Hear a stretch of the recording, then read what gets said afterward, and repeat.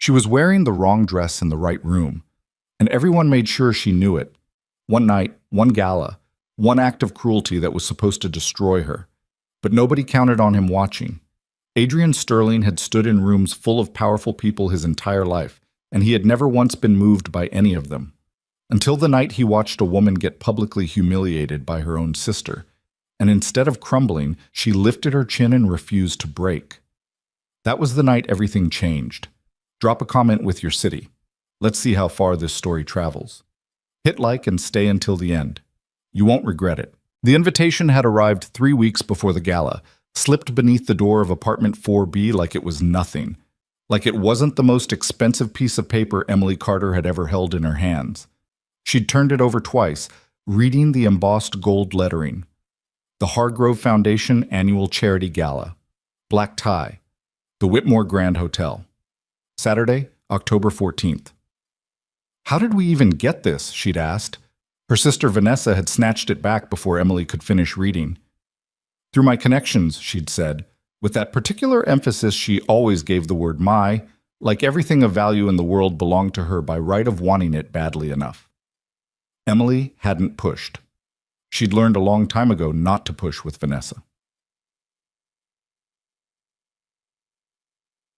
3 weeks later, she was standing in her childhood bedroom, the one she still shared with Vanessa whenever she came home to visit their mother, staring at the dress her sister had laid out across the bed. It was lavender. Not a soft, pretty lavender, a faded, institutional lavender, the color of old hospital curtains.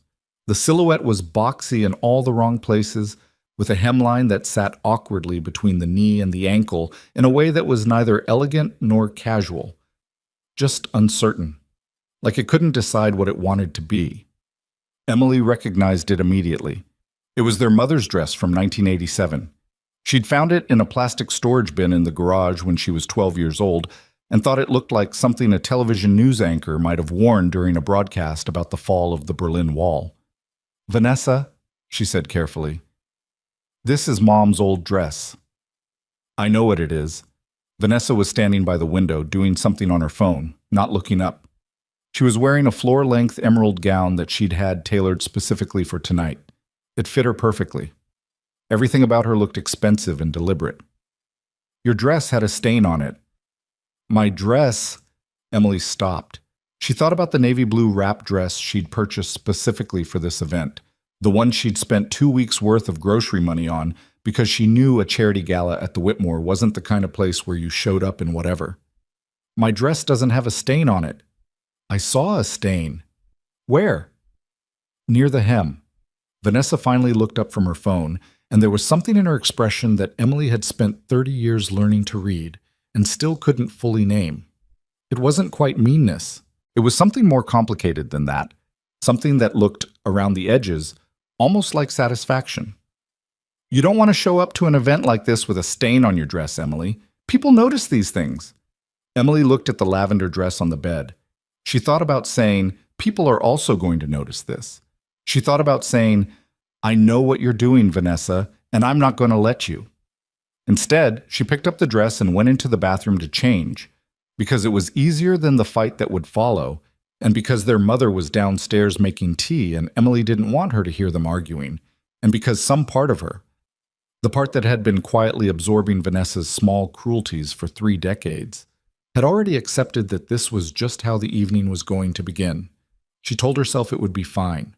She was wrong. The Whitmore Grand Hotel sat in the center of the city like it had always been there and always would be.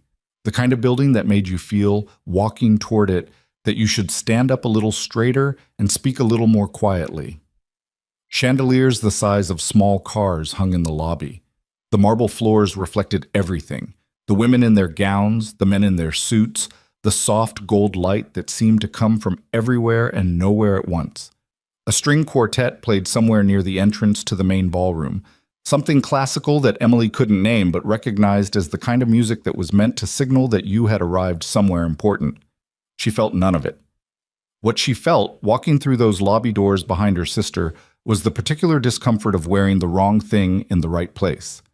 The prickling awareness of her own outline, the way the lavender fabric sat wrong across her shoulders, the hemline grazing her calves in a way that made her feel not modest but simply awkward, like a woman from a different decade who had wandered into the wrong building. People looked. She saw them look. A quick glance down, then up, then away. The polite dismissal of someone who has been evaluated and categorized in under 3 seconds. Vanessa moved through the room like she'd been born for it. And maybe she had, in a way.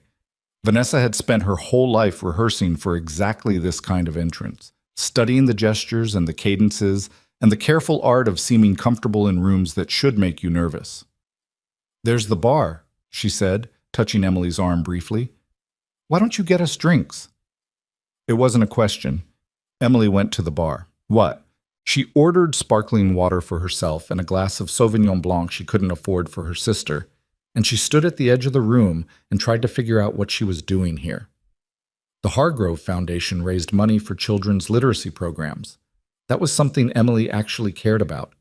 She was a kindergarten teacher, had been for 6 years now, and she knew exactly what it looked like when a 5-year-old encountered a book for the first time and something clicked into place behind their eyes.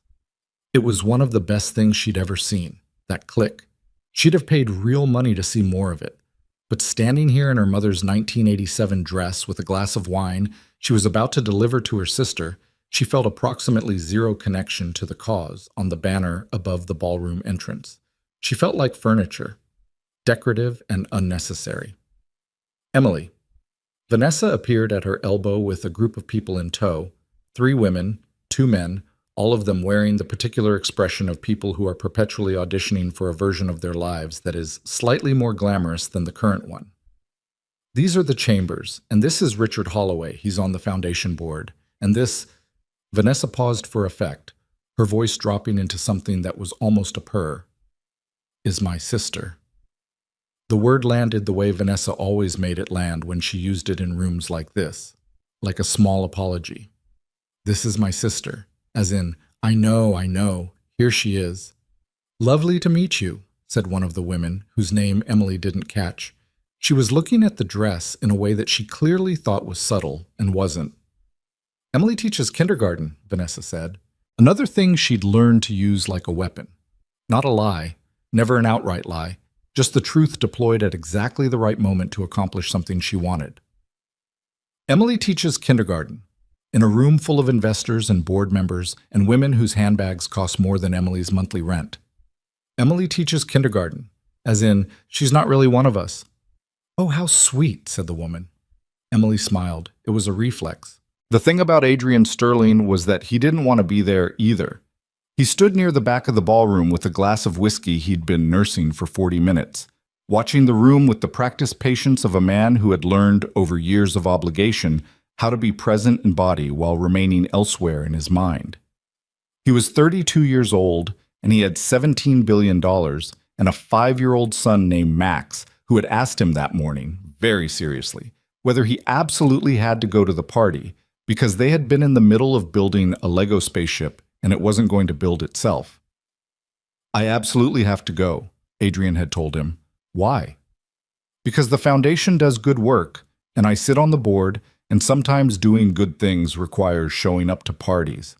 Max had considered this. "That seems inefficient," he'd said. Adrian had laughed for the first time in what felt like several days. He'd ruffled his son's hair, kissed him on the top of his head, told Mrs. Huang she could put him to bed at 8:30, but that Max would try to negotiate for 9, and then he'd put on his tuxedo and driven to the Whitmore and stood in this corner for 40 minutes thinking about a half-finished Lego spaceship. He was not, as a general rule, the kind of man who attracted attention by standing still. He attracted attention constantly, relentlessly, in ways he'd mostly stopped noticing because the alternative was going insane. Women engineered reasons to be near him. Men engineered reasons to do business with him. Everyone in every room wanted something from him, and they were generally very charming about it, and he was generally very tired of it. So he stood in his corner and he watched the room, because that was what he did at parties. Watched, assessed, and waited for it to be over. That was how he saw her. He noticed the dress first, because it was impossible not to. It stood out in the room the way a wrong note stands out in a piece of music. Not ugly exactly, just profoundly out of place. The woman wearing it was standing near the center of the room with a small group, and something about her posture caught his attention. The careful stillness of someone trying very hard to take up as little space as possible. He watched.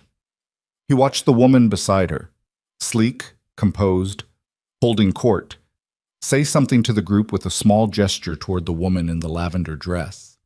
He watched the group respond with small laughs, the kind of laughs people produce in social situations when they're not entirely sure if something is funny, but they want to seem like they're following along. He watched the woman in the lavender dress go very still. And then, this was the part that he would remember later, would keep returning to in his mind the way you keep returning to something you can't quite categorize. She didn't crumble. She didn't excuse herself, didn't look at the floor, didn't do any of the things a person does when they've been humiliated in front of witnesses. She did something that was somehow worse and better than all of those things. She smiled. A genuine, careful, dignified smile aimed at no one in particular, and then she turned slightly away from the group in a gesture that was so calm it almost looked like a choice, like she was choosing not to be destroyed by this. Adrian had been in a lot of rooms full of powerful people. He had been in rooms full of brilliant people, ruthless people, charming people, terrifying people. He had watched a lot of human behavior from a lot of corners. He could not remember the last time he'd seen someone demonstrate that particular kind of quiet strength. He put down his whiskey and started moving through the crowd. The confrontation, if you could call it that, because Vanessa would never have called it that, would have called it instead a helpful observation or just being honest, happened near the center of the ballroom, in front of the kind of audience that made it worse. It started because a woman named Patricia Chambers said, in the particular tone that wealthy women sometimes use when they're being welcoming, that Emily's dress was so unique, so retro, and Vanessa had seen an opening and walked right through it. "It's our mother's," Vanessa said pleasantly. "From the 80s. Emily had a little incident with her actual dress, and we had to improvise." She laughed. It was a warm laugh, a laugh that invited the group to laugh with her, and the group mostly obliged. "I keep telling her she needs to invest a little more in her wardrobe, but you know how teachers are. They're always spending their own money on their classrooms. So selfless." She made it sound like a deficiency. Emily felt it hit her in the chest. That particular impact, not quite pain, more like the recognition of pain, the understanding that something has just been done to you in public and you can't respond the way you want to because you're in public. She felt her face do the thing it always did in these moments, hold a careful, neutral expression while everything below the surface adjusted to absorb the blow. "Well," said Patricia Chambers with a smile that didn't reach her eyes, "it's just a dress." "Of course," Vanessa agreed, still pleasantly. Emily has never been too worried about appearances. That's actually one of her best qualities. She's very, unassuming. The word landed like a verdict. Unassuming. In this room, in this company. Among these people who had paid $2,000 a plate to be here and came, in part because they wanted to be seen. Unassuming was not a compliment. In Vanessa's mouth, in this context, unassuming meant she doesn't belong here, and even she knows it. Emily said quietly, "Excuse me for a moment," and she turned and walked toward the terrace doors because they were the closest exit, and because she needed air, and because if she stood in that circle for one more second, she was going to do something she couldn't take back. The terrace overlooked the hotel gardens, which were lit at night with small, warm lights strung between trees. It was cool outside, the kind of October cool that was a relief after the overheated ballroom, and Emily stood at the railing and looked at the lights and breathed. She wasn't crying yet. She was in the stage before crying, the stage where everything feels very bright and very clear and very fragile, like the world has developed a thin, tight surface that might break if you press on it. She heard the door behind her open and she stiffened, hoping it wasn't Vanessa coming to check on her, which would have been worse in its own way, the concern that wasn't concern, the soft follow-up cruelty. It wasn't Vanessa. "You looked like you needed air," said a man's voice. "I apologize. I wasn't trying to follow you. I was looking for a reason to leave the party, and you gave me one." She turned. He was tall. She registered that first, and then the tuxedo, and then the face, which was the kind of face that belonged to someone who had been in magazines, not because it was conventionally handsome, but because it had specificity, a strong jaw that was slightly uneven, dark eyes that were watching her with an expression she couldn't immediately read. He was holding his whiskey glass loosely in one hand, and he looked, she realized, genuinely relieved to be outside. She didn't know who he was. She would learn later.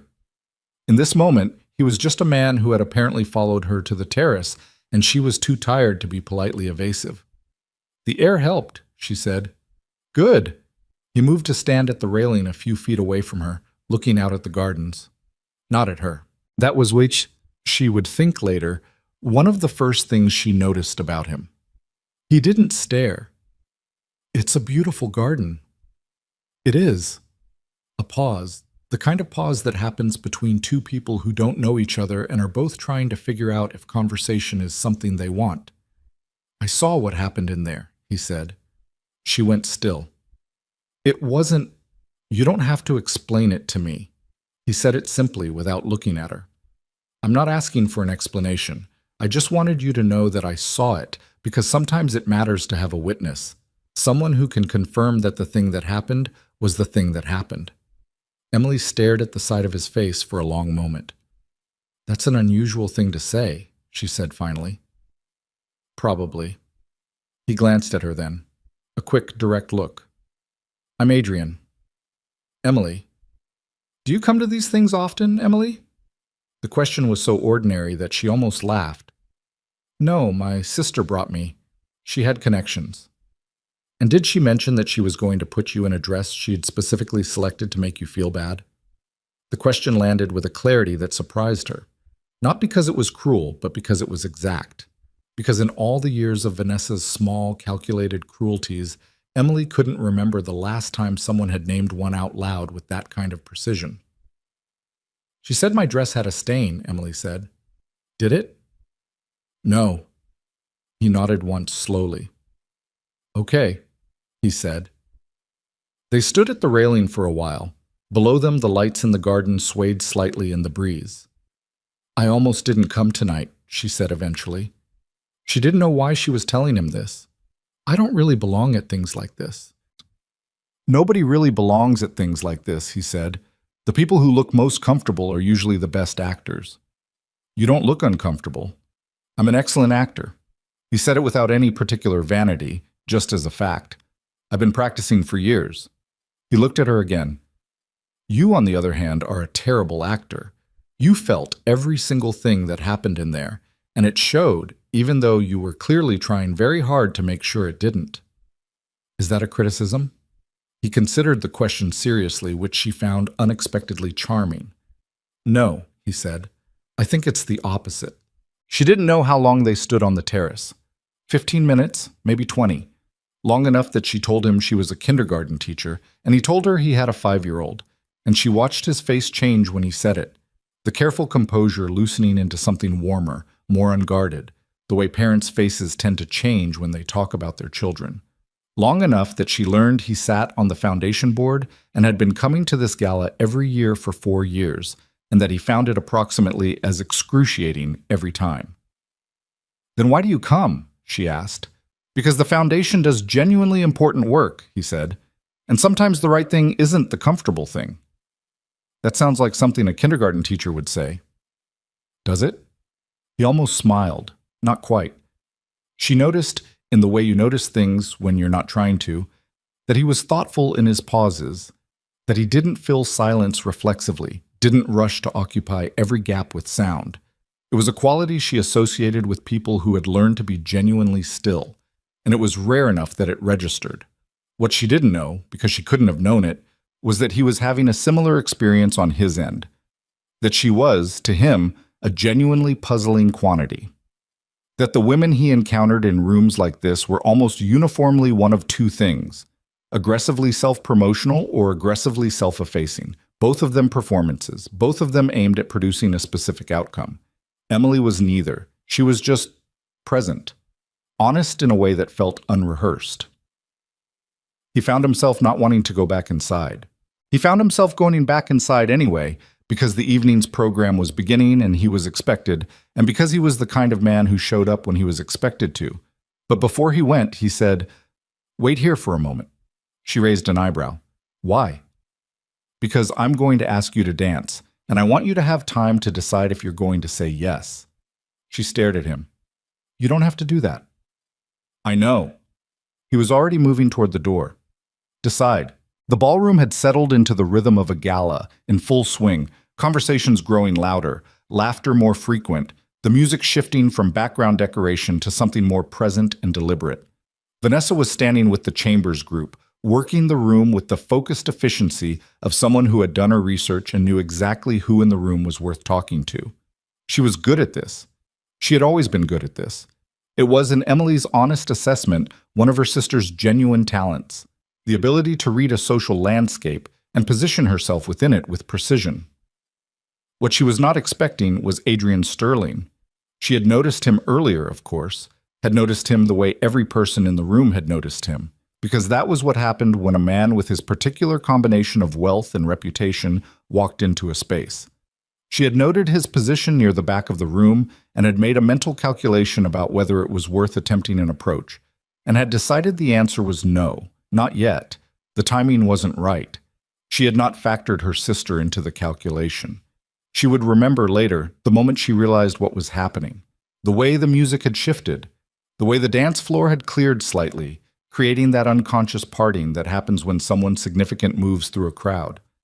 She had turned, and there was Emily, her sister, in their mother's 1987 lavender dress, with the hemline that hit wrong and the silhouette that belonged to a different decade, and beside Emily was Adrian Sterling, extending his hand. Vanessa's first thought was, that can't be right. Her second thought was not a thought at all. It was a feeling, and it was so sudden and so complete that it temporarily displaced everything else, every calculated social awareness, every practiced composure, every year of telling herself that she was the one who had made something of herself, that she was the one who moved in these circles, that Emily, sweet, ordinary Emily, with her kindergarten classroom and her second-hand car and her unwillingness to want more than she had, Emily was the one who didn't belong here, except that Adrian Sterling was holding out his hand to Emily, and the room was watching. Emily, for her part, was not thinking about the room. She was thinking about the question Adrian had asked her on the terrace. Wait here. Decide. She was thinking about the fact that she had decided, and that the decision had surprised her, and that she was not entirely sure what she was doing, but that standing here with this man she'd known for 20 minutes, she felt something she hadn't expected to feel tonight, like herself. Specifically, recognizably, uncomplicatedly herself. She took his hand. They walked onto the dance floor, and the music began, and the room fell quiet. In the way rooms fall quiet when something unexpected is happening and everyone wants to see how it ends. Emily was not a graceful dancer. She knew this about herself and had made a kind of peace with it. She stepped on his foot twice within the first 30 seconds, and the first time she winced and said, "I'm so sorry," and the second time she looked up at him and said, "I should have warned you," and he said very quietly, "I have 2 good feet still. We're fine," and the corner of his mouth turned up just slightly, and she laughed. It was not the picture of elegance, but they kept dancing. Vanessa didn't say anything that night. She found Emily by the coats at the end of the evening, and she was very composed, very smooth, and she said nothing about Adrian Sterling or the dance or the fact that the room had watched with a kind of attention that had clearly not been directed at Vanessa at any point during the evening. She talked about the traffic and whether their mother would be awake when they got home, and whether Emily needed to take the highway or the surface streets. Emily let her talk. In the car, on the way home, Vanessa was quiet for a long time, and then she said, in a voice that was very carefully neutral, "Did you know him? Before tonight?" "No." Another silence. "He's very wealthy," Vanessa said.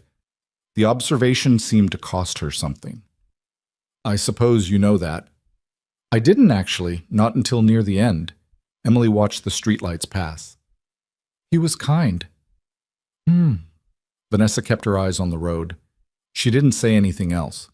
Emily sat in the passenger seat and thought about a man standing on a terrace with a whiskey glass, looking at garden lights and saying, "Sometimes it matters to have a witness." She thought about the way he had held out his hand in the middle of a ballroom without making it a performance, without any announcement, just a hand extended and a choice offered. She thought about how she had stepped on his feet twice, and he had said, "We're fine." She didn't know what any of it meant. She didn't try to decide. She was too tired and too full of the evening and too aware that life, in her experience, was not the kind of thing that resolved itself cleanly into meanings. You lived through things, and later, sometimes, they made sense. She looked out the window at the passing city and let it go for tonight. 2 days later, her phone rang, a number she didn't recognize. She almost didn't answer. She was at her kitchen table grading sight word worksheets, a stack of papers covered in uncertain letters, each one representing a small person's attempt to make language make sense. And her phone was across the table, and she was in the middle of evaluating whether a letter that was either a B or a D was an acceptable attempt at the word bed, and she nearly let it go to voicemail. Something made her answer. "Emily Carter?" "Yes." "This is Adrian Sterling." A brief pause. "From the gala. You stepped on my feet." She put down the worksheet. "I'm aware," she said. "I wanted to call and check that you were all right after the evening. I thought about it, and I wasn't sure if I made the situation better or worse." The honesty of it caught her off guard. She had expected, if she'd been expecting anything, which she hadn't, something smoother, something with a clear objective. Not, "I wasn't sure if I made the situation better or worse." "Better," she said. "You made it better." "Good." He sounded genuinely relieved. "I'd like to take you to coffee, if you're willing. I recognize that's an unusual thing to propose the day after you met someone at a charity gala." "Slightly unusual," she agreed. "I'm prepared to accept that it's slightly unusual. Are you free Saturday?" She looked at the stack of worksheets. She thought about her sister and the lavender dress, and the room going quiet when she walked onto the dance floor. She thought about what it had meant to stand on that terrace with a stranger who understood the vocabulary of the specific kind of loneliness she'd been feeling without her having to explain any of it. "Saturday works," she said. She met him at a small coffee place in a neighborhood that was just beginning to become fashionable, the kind of block that still had a dry cleaner and a hardware store between the new places, where the gentrification was visible but hadn't yet completed its project. He was there before her, which she hadn't expected, sitting at a corner table with a coffee and his phone face down on the table. He looked different in daylight, less formal, less constructed. He was wearing a dark sweater and jeans, and his hair was slightly messy in the way that meant he'd run a hand through it sometime that morning and not thought about it since. He looked like someone who was used to inhabiting his own body without performing it. He stood when he saw her come in, not in a theatrical way, just as a gesture. She sat down across from him and they ordered, and then they were two people in a coffee shop on a Saturday morning, and it was remarkably ordinary, and somehow the ordinariness of it was the thing that made it feel real. "How's the spaceship?" she asked, because he'd mentioned Max and the Lego project on the terrace, and she remembered things. He looked startled, a quick, genuine flicker of surprise. "Almost finished," he said. "We decided the engine configuration needed to be reconsidered." "Big decision?" "Significant." He wrapped both hands around his coffee mug. "Max has very specific engineering standards." "How old did you say he was?" 5. He'll be 6 in February. He said it the way parents say their children's ages, with a precision that implied the specific number mattered, that 5 and 6 were not interchangeable quantities. "He's a serious kid. He was born serious. I have no idea where he gets it." "You seem fairly serious yourself." "I seem serious. He is serious. There is a distinction." He paused. His mother was serious too. She was the one who kept both of us honest. She died when Max was 2. He said it plainly, without preamble, and she respected that. The people she knew who had experienced grief tended to fall into 2 categories: those who never mentioned it, building silence around it like a wall, and those who offered it up immediately, weaponizing it into a narrative. He did neither. He just stated it as a fact about the landscape of his life. "This is a thing that happened. Now you know." "I'm sorry," she said. "Thank you." He met her eyes. "I don't say it to create a moment. I say it because it explains something about why Max is the way he is, and why I am the way I am, and it seemed like information you should have." "It's useful information," she agreed. He almost smiled again, the same almost smile from the terrace. "You're very direct." "You started it." This time he actually smiled. It changed his face considerably. Bah. They talked for 2 hours. Later she would have trouble accounting for all of it. Where the time went, how the conversation moved from one thing to the next, the way that happens when you're talking to someone whose mind works in a way that's interesting to follow. He asked her about teaching in a way that suggested he was actually curious, and not just making conversation. What it was like in the classroom, what the kids were like, what she found hard about it, and what she found worth it. She found herself being honest in ways she wasn't usually honest in early conversations, in part because he was honest back. He told her about the company he'd built, but he also told her about the year it almost failed, the decision he'd made that almost destroyed everything, the fact that he'd been so certain he was right and had been so completely wrong. He told it without self-deprecation, not performing humility, just accurately reporting events. "You learned something," she said. "I learned a lot of things. Mostly, I learned that being right about the general shape of something doesn't mean you're right about the specific execution. I see that now. At the time, I was just terrified and exhausted and trying not to show either. But you showed it eventually?" "To one person." He was quiet for a moment. "Catherine, Max's mother. She was the only person I've ever been consistently honest with about the things I was afraid of." He looked at his coffee cup. "I don't actually know why I'm telling you this. Maybe because I'm a stranger. Maybe." He looked up. "Or maybe not quite a stranger. I'm not sure yet." She thought about that for a moment. "I'm not sure yet either," she said honestly. The coffee shop filled up around them and emptied again, and they kept talking, and neither of them mentioned that they should probably go. When they finally left, standing outside on the sidewalk in the October morning air, he said, "I'd like to see you again. I want to be direct about that rather than find an oblique way to suggest it." She looked at him. The messy hair, the dark sweater, the very slightly uneven jaw, the quality of his attention, which was the most specific thing about him, the way he listened like you were worth listening to. "I'd like that too," she said. He nodded once. "Okay then." They went in opposite directions, and Emily walked 4 blocks to where she'd parked her car and sat in it for a moment without starting it, just sitting with the particular feeling of something beginning. Not a feeling of certainty. She was 30 years old and had been certain about things before and had been wrong, but a feeling of possibility, of a door being open. She was aware in the back of her mind that there were complications, that she lived in an apartment with a broken radiator and graded sight word worksheets on her kitchen table, that he had $17 billion or something in that vicinity, and she'd looked him up the night before in a moment of curiosity she'd felt slightly embarrassed about, and had closed the browser window before she'd finished reading. That the world he moved in and the world she moved in were so different that she wasn't sure they occupied the same reality in any meaningful sense.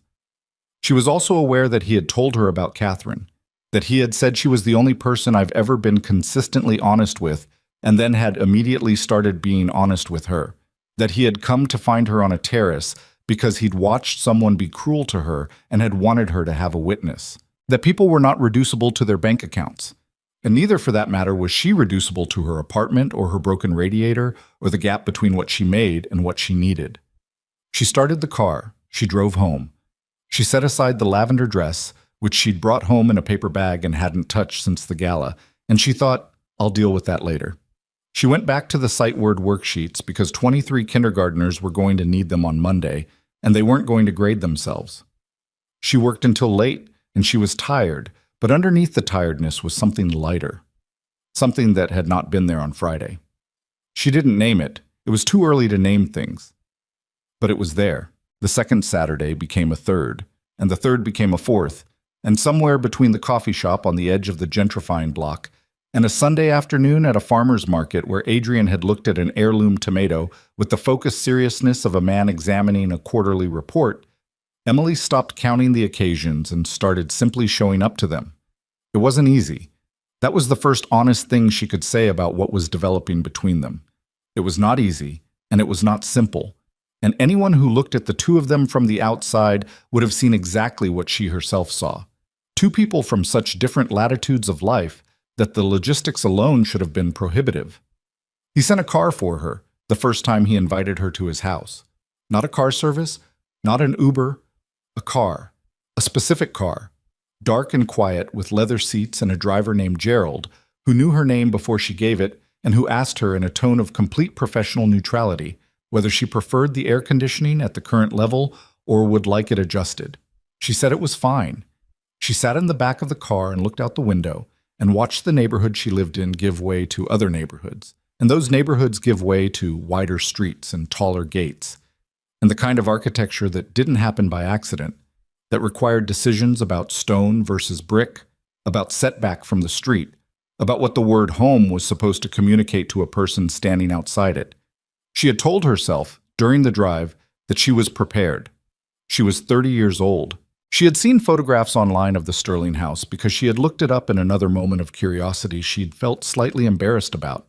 This one she had not closed the browser window on, and she understood intellectually that it was large, that it was impressive, that it occupied a different order of magnitude than the apartment she shared with her radiator and her grating and her stack of library books on the kitchen table. What she had not fully prepared for was the feeling of standing in the driveway of it. It was not the size exactly. It was the quality of everything. The way even the gravel under her feet had been chosen deliberately. The way the trees along the drive had been placed to create a sense of arrival. The way the house itself sat back from the world with a kind of settled authority that said, "I have been here a long time, and I expect to be here considerably longer." It was the feeling of being somewhere that had resources she didn't have language for. She stood in the driveway for a moment longer than was probably natural. Then the front door opened and a small person in a dinosaur sweatshirt came running down the steps at a speed that suggested the concept of caution was entirely theoretical.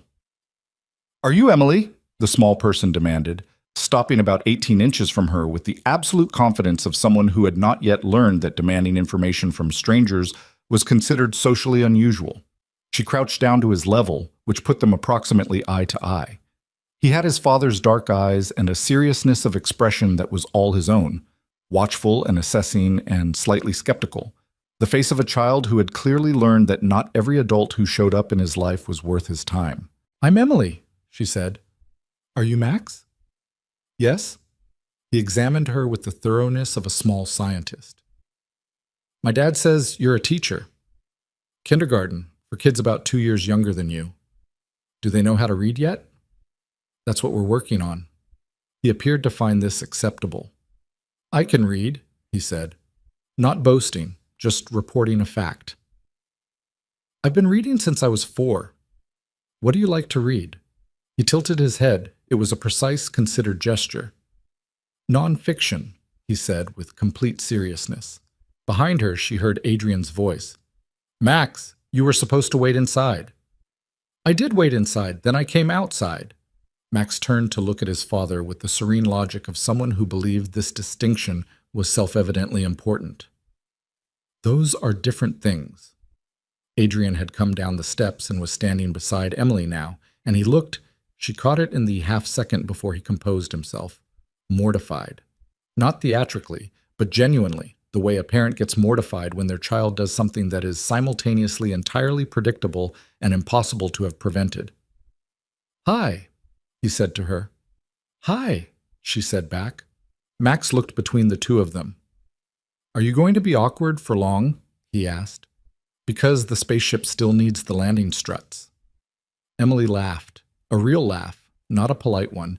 It came out before she could decide whether it was appropriate, which was always the sign of a real laugh. Adrian looked at her when she laughed, and something in his face shifted slightly. That same quality she'd noticed the first night, the imperceptible loosening that happened when he stopped performing composure and became briefly, purely present. "Landing struts first," he said to Max, "then dinner." Max nodded, satisfied, and turned and walked back up the steps with the purposefulness of someone who had places to be. They followed him inside.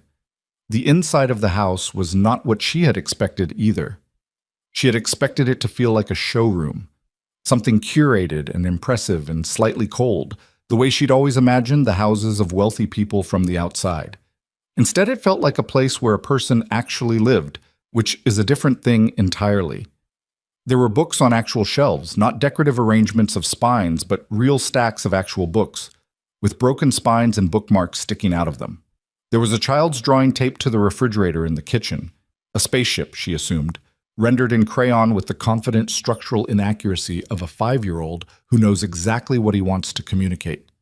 There were shoes by the door that weren't arranged neatly. There was evidence everywhere of a real and ongoing life.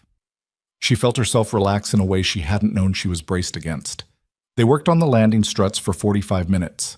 Or rather, Max worked on the landing struts and occasionally asked Emily for a specific piece by color, which she supplied, and Adrian sat on the floor beside them with his back against the couch in a posture that was entirely at odds with the tuxedo she'd first seen him in, loose-limbed and unhurried, occasionally offering an opinion that Max considered with the same rigorous skepticism he appeared to apply to all incoming information. "That configuration won't hold under atmospheric re-entry stress," Max said at one point, about something his father had suggested. "It's a Lego spaceship," Adrian said. "The physics still matters." "Correct," Emily said without looking up from the piece she was searching for. Adrian looked at her. She could feel it without seeing it. "You're taking his side," he said. "I'm acknowledging a valid point," she said. "There's a distinction." Max made a small sound that might have been approval. Later, after Max had been taken upstairs by Mrs. Huang with the negotiated compromise of 8:45 instead of 8:30, a negotiation that Max had conducted with such careful procedural precision that Emily had to press her lips together to keep from smiling. She and Adrian sat in the kitchen while he made something she would charitably describe as pasta, and they talked. This was becoming its own thing, the talking. It was the part she found herself thinking about in the middle of teaching the letter G or sorting the reading levels in her classroom or lying awake on Tuesday nights at 2 a.m. when the radiator clicked and she couldn't sleep. The conversations were not remarkable in the way that romantic conversations in stories are often presented as remarkable. Nobody said anything that would have fit on a card. They talked about Max's reading habits and the book Emily was currently in the middle of, and a decision Adrian was trying to make about a business acquisition that he was explaining, she realized, not for advice, but because he wanted to think through it out loud with someone who would actually listen rather than agree. "What happens if you don't do it?" she asked. "Nothing immediately. The company continues as it is." "And if you do?" "Maybe a lot. Maybe nothing." He stirred the pasta. "That's the honest answer. The projection models say one thing. My instinct says another. I've been wrong about both before. Which one is winning right now?" He paused. "Instinct," he said. "It usually does." He glanced at her. "That's not necessarily a compliment to myself. Instinct can be another word for what you want to believe." She thought about that. "What does instinct say about the acquisition specifically?" "That the numbers are real, but the culture isn't. That you can buy a company and not buy the thing that made it worth buying." Turned off the stove. "That some things don't transfer." "Do you want to believe that?" He looked at her for a moment. "I want to believe I can tell the difference," he said. "That's a different thing." This was what the conversations were like. Not romantic, not in the traditional sense, but intimate in a way that she was finding harder and harder to minimize. The pasta was not very good. She ate it anyway and told him it was good, and he said, "You don't have to do that." And she said, "It's fine." And he said, "It's overcooked and I know it." And she said, "Okay, it's a little overcooked." And he laughed, and she decided that she liked his laugh. Not the almost smile, which she'd seen several times now, but the real laugh, which was not elegant at all, which was in fact somewhat ungainly and entirely sincere. She was in trouble, she thought, on the drive home in Gerald's quiet car. She looked at the passing lights of the city and considered the shape of the trouble she was in, which was not catastrophic, but was significant. She was 30 years old, and she had been careful. She had been careful about a lot of things: her money, her expectations, the specific distance she kept between herself and situations that had the potential to make her feel bad. It was not timidity, exactly. It was the particular self-preservation of someone who had grown up in a house where Vanessa's needs occupied most of the available emotional real estate, and who had learned early that the safest strategy was to keep yourself small enough that you didn't become a target. She was not keeping herself small with Adrian. She was not entirely sure how she felt about that. She was not entirely sure how she felt about him, for that matter. She was not someone who moved fast, and she was wary of the particular intoxication of being chosen, of the way it felt to have someone pay attention to you in a room full of other options, and the temptation to confuse that feeling with something more solid and durable than it might actually be. She thought about Max and his nonfiction books, and his landing struts, and the way he had looked at her, skeptically, honestly, without performing anything. She thought about Adrian stirring overcooked pasta and admitting that instinct could be another word for what you want to believe. She thought about the drawing taped to the refrigerator. She watched the city pass, and she didn't decide anything because it was too early to decide things. And she had learned enough about herself to know that her best decisions came from waiting rather than from the particular urgency of wanting something. But she was aware, sitting in the back of the quiet car with the October night outside the window, that she was no longer keeping herself small. She wasn't sure yet whether that was terrifying or something else entirely. 3 weeks into whatever this was, Vanessa called.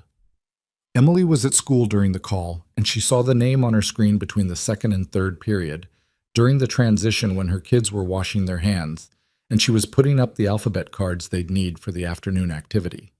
She let it go to voicemail. Then she listened to the voicemail on her lunch break in the teacher's lounge while eating a turkey sandwich and trying not to let the message change the texture of her afternoon. The message was brief. Vanessa's voice was careful in the way it always was when she was being careful. "Hey, I heard you've been seeing someone. I just think we should talk. Call me back when you can." I heard you've been seeing someone. Through whom? Emily wondered.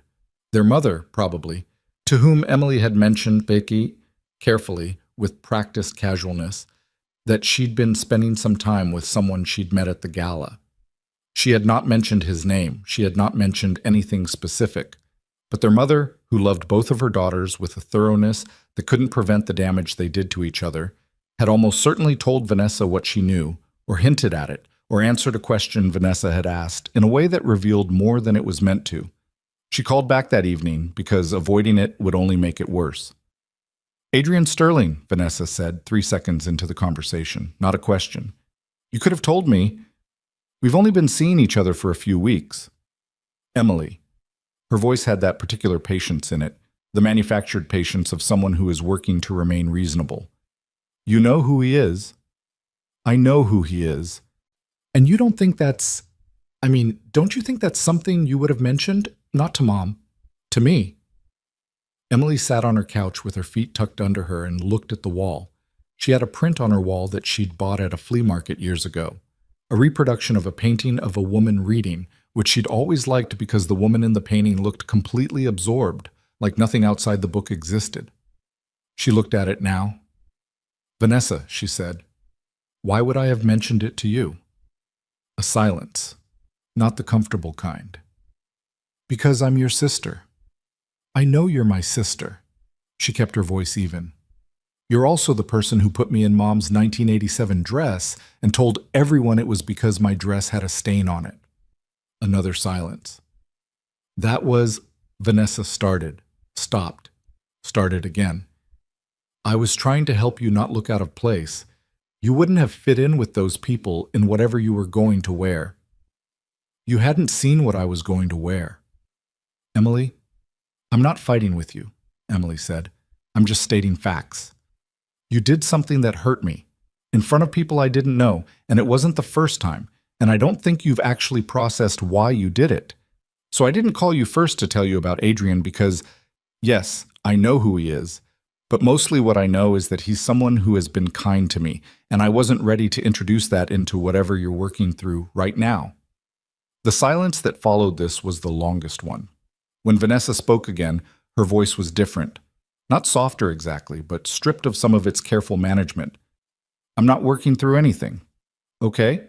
I'm asking a question about my sister. Okay? Emily." A pause.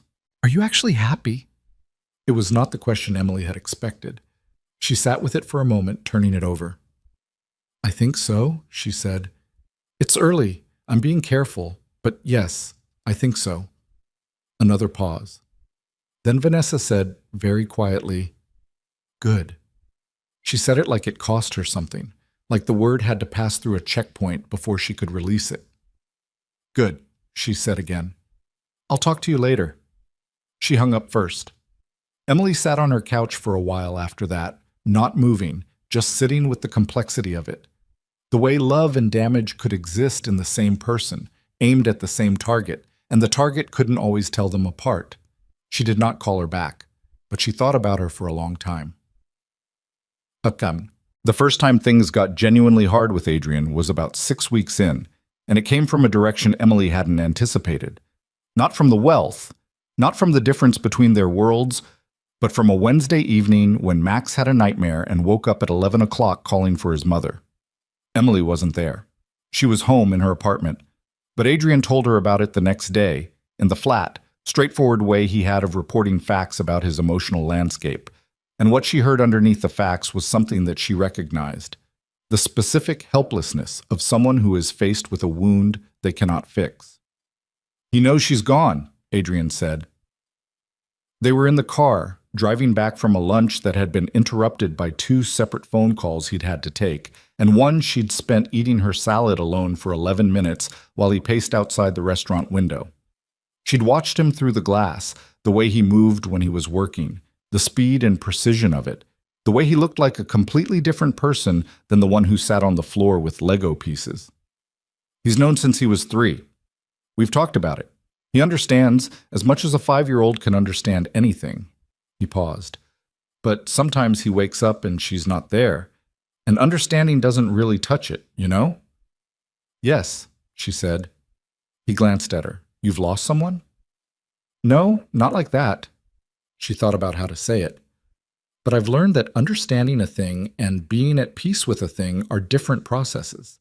You can know exactly why something is the way it is and still grieve it." He was quiet for a while. "He asked me something last week," he said. "He asked me if it was okay to like you. He said it like that. He said, 'Dad, is it okay if I like Emily?'" She felt something move in her chest. "What did you say?" "I said yes. I said that liking people is always allowed." He kept his eyes on the road. And then he said, "Do you like her?" And I said yes. He paused. And he considered that for about 30 seconds, and then he said, "Okay," and went back to his book. Emily looked out the window. "Non-fiction?" she said. "Volcanoes," he said. She was quiet for a moment. "Adrian," she said. "Yeah. I want to be honest with you about something." He nodded. "Okay. I'm trying to be careful about what I'm becoming to Max, because he's 5 and he just told his father it was okay to like someone, and that's a significant thing to do, and I don't want to be someone who gets attached to him. And then I just want to be honest that I'm thinking about that I'm not taking it casually." He looked at her for a moment, a quick, direct look. "I know," he said. "I'm thinking about it too." He turned back to the road.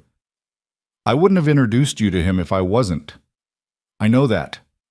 "Okay," he said. They drove in silence for a while. It was not an uncomfortable silence. It was the kind of silence 2 people occupy when they've said something true and are letting it settle before they build on top of it. "He woke me up at 11:30 last night," Adrian said eventually. "And I went into his room, and he was sitting up in bed, and I asked him what the nightmare was about, and he said," he stopped. His jaw tightened for a moment. "He said he dreamed that he couldn't remember what her voice sounded like." Emily said nothing. "She used to sing," Adrian said. "She had a terrible singing voice, genuinely bad. She sang anyway." "It was one of the things she did that drove me crazy in the best way possible." He paused. "I have videos. I showed him one afterward. At midnight, sitting on his bedroom floor with my phone. He watched it twice, and then he said, 'Okay,' and went back to sleep."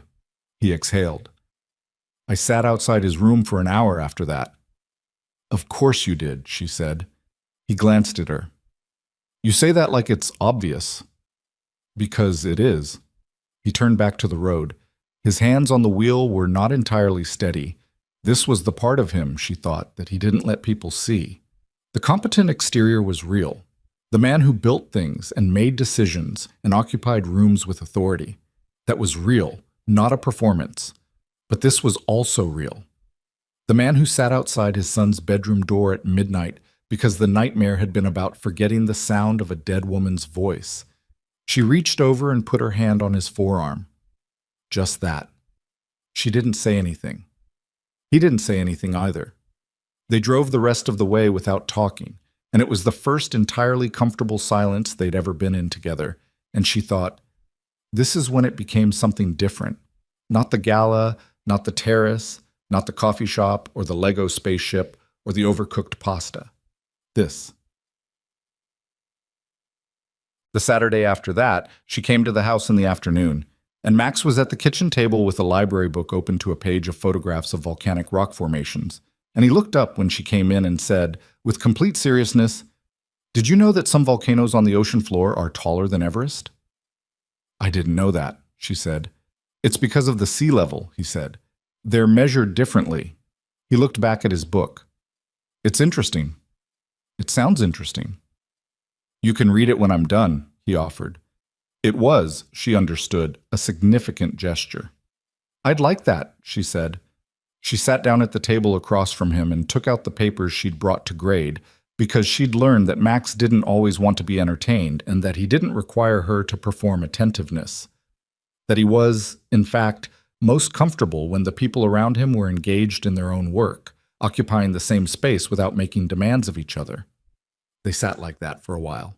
Max reading about volcanoes, Emily grading phonics assessments, the house quiet around them in the way of a house where somebody is actually home. Adrian came in from his office and stopped in the doorway of the kitchen and just stood there for a moment, looking at the two of them at the table. He didn't say anything.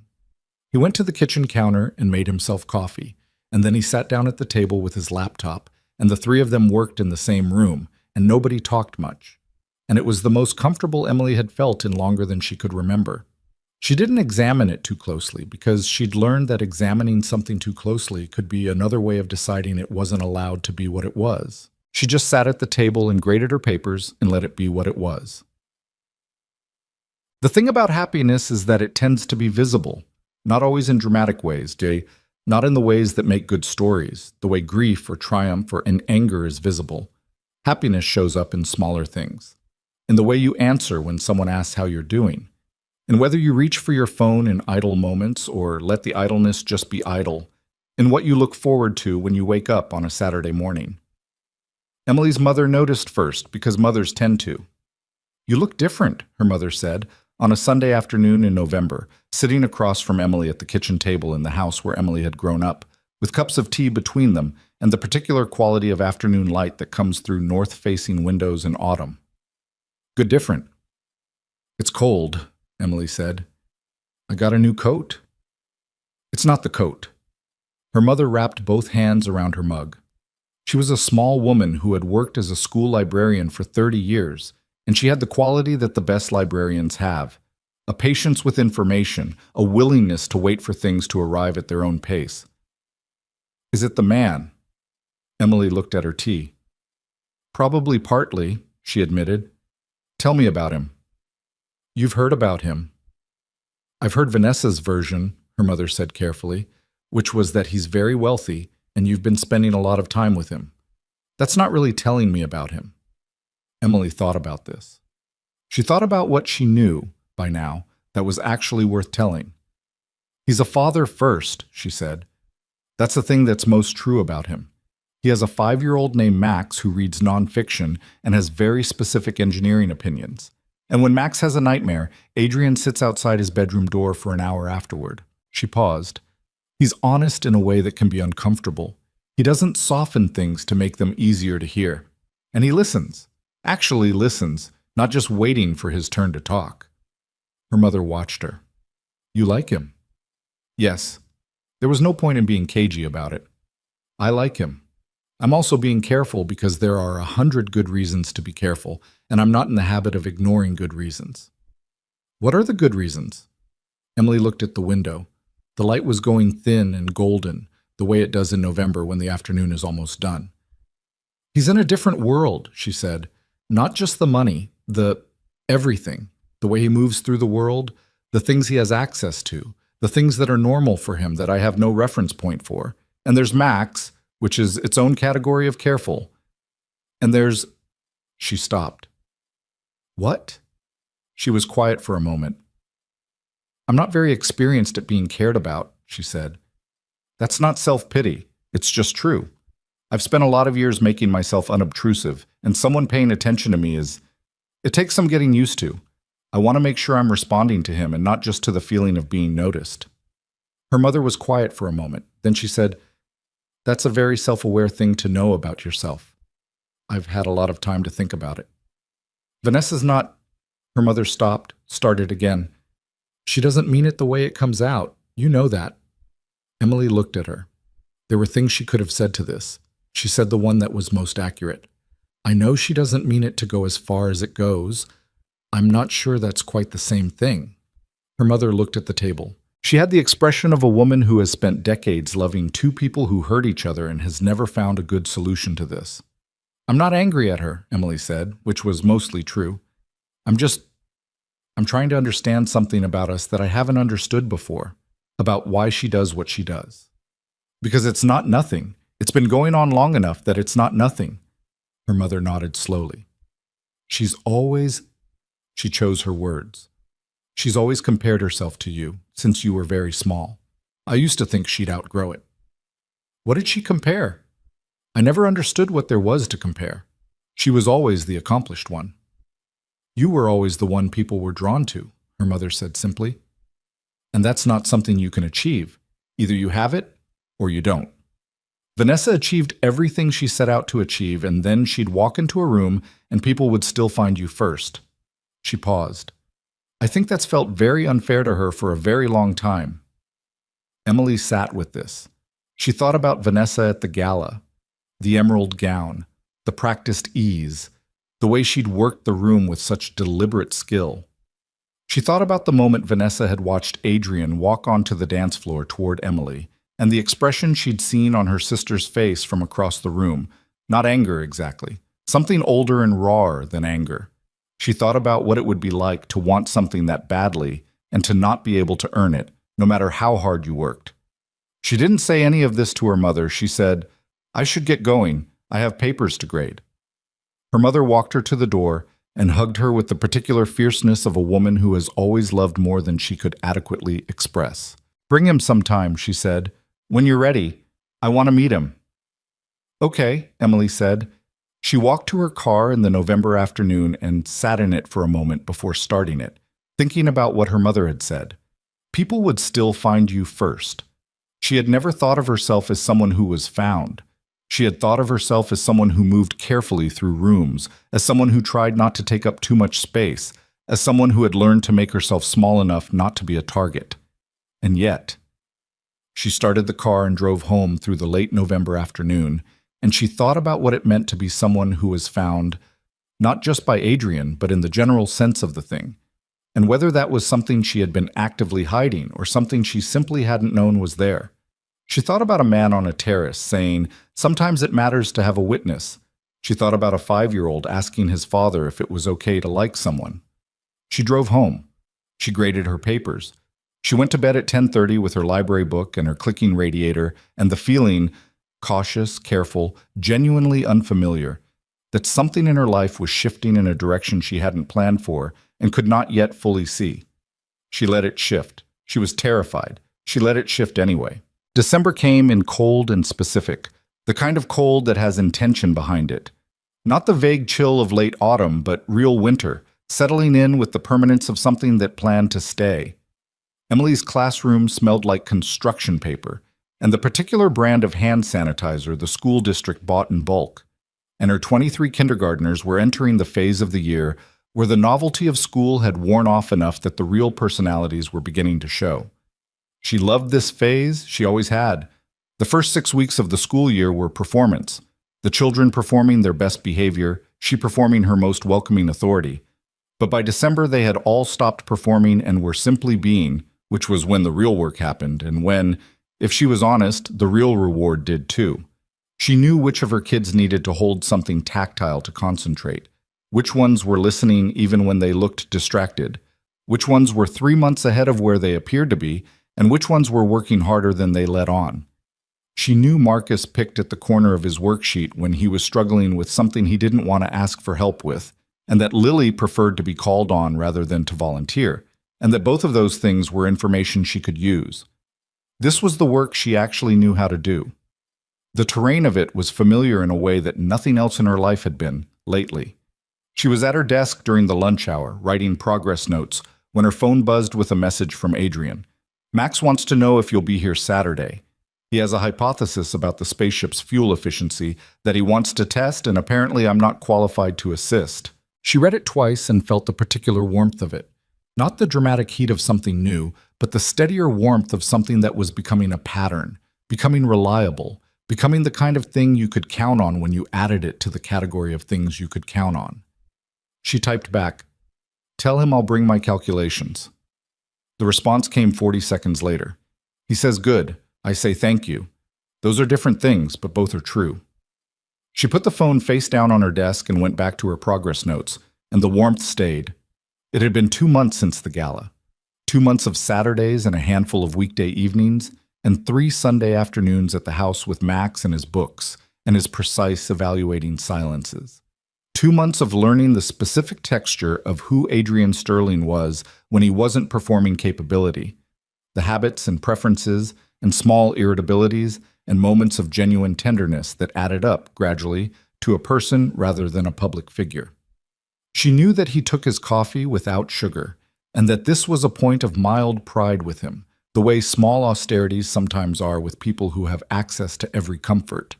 She knew that he read contracts the way other people read novels. Intensely, in long, uninterrupted stretches, with the focused absorption of someone who found the precise architecture of language genuinely interesting. She knew that he was a worse driver than Gerald by a significant margin, and that this annoyed him. She knew that he sometimes called her on weeknight evenings, not to say anything particular, but simply to talk while he made Max's dinner, and that these were some of her favorite conversations because the absence of agenda made them honest in a different way than conversations with agenda tended to be. She knew that he was still learning how to include someone in the life he'd built around the absence of inclusion, that there were moments when she could feel him pulling back slightly, not from her specifically, but from the vulnerability of needing someone again, which was a different thing and one she recognized. She did not push. She was constitutionally incapable of pushing, which was both her best and worst quality depending on the situation. What she did not know yet, what she would not know until it arrived with the particular violent clarity of things that have been building underground for a long time, was how much damage her sister was still capable of doing. That arrived on a Thursday evening in December. Their mother called at 7:15, which was unusual. Their mother generally had sent texts exclusively for the last 4 years with the comfortable efficiency of a woman who had discovered that texting eliminated the need to think of a way to end a phone call. "Mom?" Emily had her laptop open on the couch, was in the middle of downloading a new set of phonics resources her colleague had recommended. "Is everything okay?" "I need you to come over," her mother said. Her voice had the quality of someone who has been sitting with something for a while and has finally decided they can't sit with it alone anymore. "Vanessa is here. She came this afternoon. I think you need to hear this." "Hear what?" A pause. "Please just come, Emily." She came. Vanessa was sitting at the kitchen table when Emily arrived, and the sight of her was slightly shocking, not because of anything dramatic, but because of the absence of the usual careful assembly. Vanessa was always put together. It was a discipline she maintained the way some people maintain physical fitness, with daily commitment and visible result. But tonight her hair was pulled back without particular attention, and she was wearing an ordinary sweater, and she looked like a woman who had recently cried and had stopped bothering to manage the evidence of it. Their mother was standing by the counter with her tea, performing the particular task of making herself invisible that she had been performing for most of their adult lives, when both daughters were in the same room. Emily sat down across from her sister. "Vanessa." Vanessa looked at the table. "I did something," she said.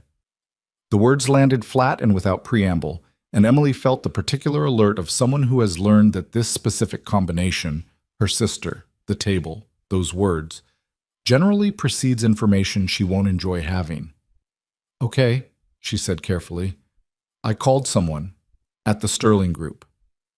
Vanessa kept looking at the table. Someone I know through one of my professional contacts who works in their PR division. I called her and I told her that I suggested that you were seeing him for reasons that weren't. She stopped. That you had a plan. That you were deliberate about it. The silence that followed was very complete. Emily sat with what she'd just heard, examining it from several angles the way you examine something that doesn't make immediate sense, hoping that one of the angles will resolve it into something more manageable. It didn't resolve. You told someone at his company, Emily said slowly, that I was pursuing him deliberately for his money. Vanessa said nothing. Did it go further than her? I don't know. It came out almost inaudibly. I don't know if she said anything to anyone or if I don't know. Emily stood up. She was not a person who stood up dramatically. As a general rule, she was someone who stayed seated, who modulated, who chose the measured response. Standing up was involuntary. The body's response to something the mind hadn't fully processed yet. Why? She said. Vanessa finally looked up. Her eyes were red-rimmed and her expression had the specific openness of someone who has stopped defending themselves, which was an expression Emily was not accustomed to seeing on her sister's face, and it made things simultaneously better and worse. Because I was angry, Vanessa said, because you have something and She stopped, started again, and what came out was more accurate. Because it should have been me. What should have been you? Him noticing, someone like him noticing. She said it with a rawness that was almost painful to hear. Do you have any idea what I've done? Do you know how hard I have worked to be in rooms like that, to get access, to build the kind of network that gets you invited to events like the Hargrove Gala? I've spent 10 years building that, and you came because I brought you. You came in Mom's old dress, and he chose you. Her voice broke on the last two words, not dramatically, just at the seam where something held together had given way. He didn't see me at all. I was right there, and he didn't see me at all. Emily stood on her side of the table and looked at her sister. She thought about what her mother had said on that November Sunday. People would still find you first. She had sat with that observation for weeks, had turned it over, had tried to understand what it meant about her and about Vanessa and about the specific shape of the thing between them. And she had not arrived at understanding, not fully, but she had arrived at something adjacent to it. The outline of Vanessa's pain, which was real even when the things she did with it were not. Vanessa, she said, what you did could hurt him, not me. Me, I can manage, but he has a son and a company and a reputation, and you sent a rumor into that. Do you understand that? Vanessa pressed her lips together. I know. Do you know if it went anywhere? She texted me this afternoon. She said she hadn't said anything to anyone. She said she thought I should know that it was a cruel thing to do and she wouldn't be part of it. A pause. She's right. It was a cruel thing to do. Emily sat back down because she needed to, because her legs were less steady than she would have preferred. She put both hands flat on the table and looked at them. You need to tell him, she said. Vanessa looked up sharply. Emily, I'm not negotiating this. You need to tell him what you did.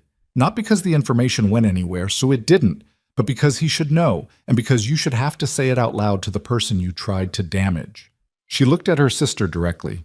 And because I won't have a secret like that between me and someone I care about. The kitchen was very quiet. Their mother had turned to face the window above the sink. He'll hate me, Vanessa said. Maybe. Emily's voice was steady. That's a consequence of what you did. It's not a reason not to do the right thing now. Vanessa looked at her for a long time. How are you not angrier? She said. I've been waiting for you to be angrier. Emily thought about this honestly. I am angry, she said. I'll probably be angrier later when this has had more time to settle. But right now what I mostly am is tired. She looked at her sister, really looked at her, at the red-rimmed eyes and the uncharacteristic absence of armor. You've been carrying this around since you made the call, haven't you? That's why you came here today. Vanessa didn't answer, but the not answering was itself an answer. That's not nothing, Emily said. The fact that you couldn't sit with it, that's not nothing. She went home that night and sat in her apartment for a long time before she called Adrian. She rehearsed the conversation in her head several times, which was something she rarely did because she generally found rehearsal made things worse. Gave her the lines, but not the flexibility, left her performing rather than just talking. She called him at 9:30. He answered on the second ring. She could hear the house quiet behind him, which meant Max was already asleep. "Hey," he said, "everything okay?" "I need to tell you something," she said. Nothing happened, and it's been handled, but I need to tell you because I said I would be honest with you, and so I'm going to be honest with you, and I want you to know that ahead of time." A brief pause.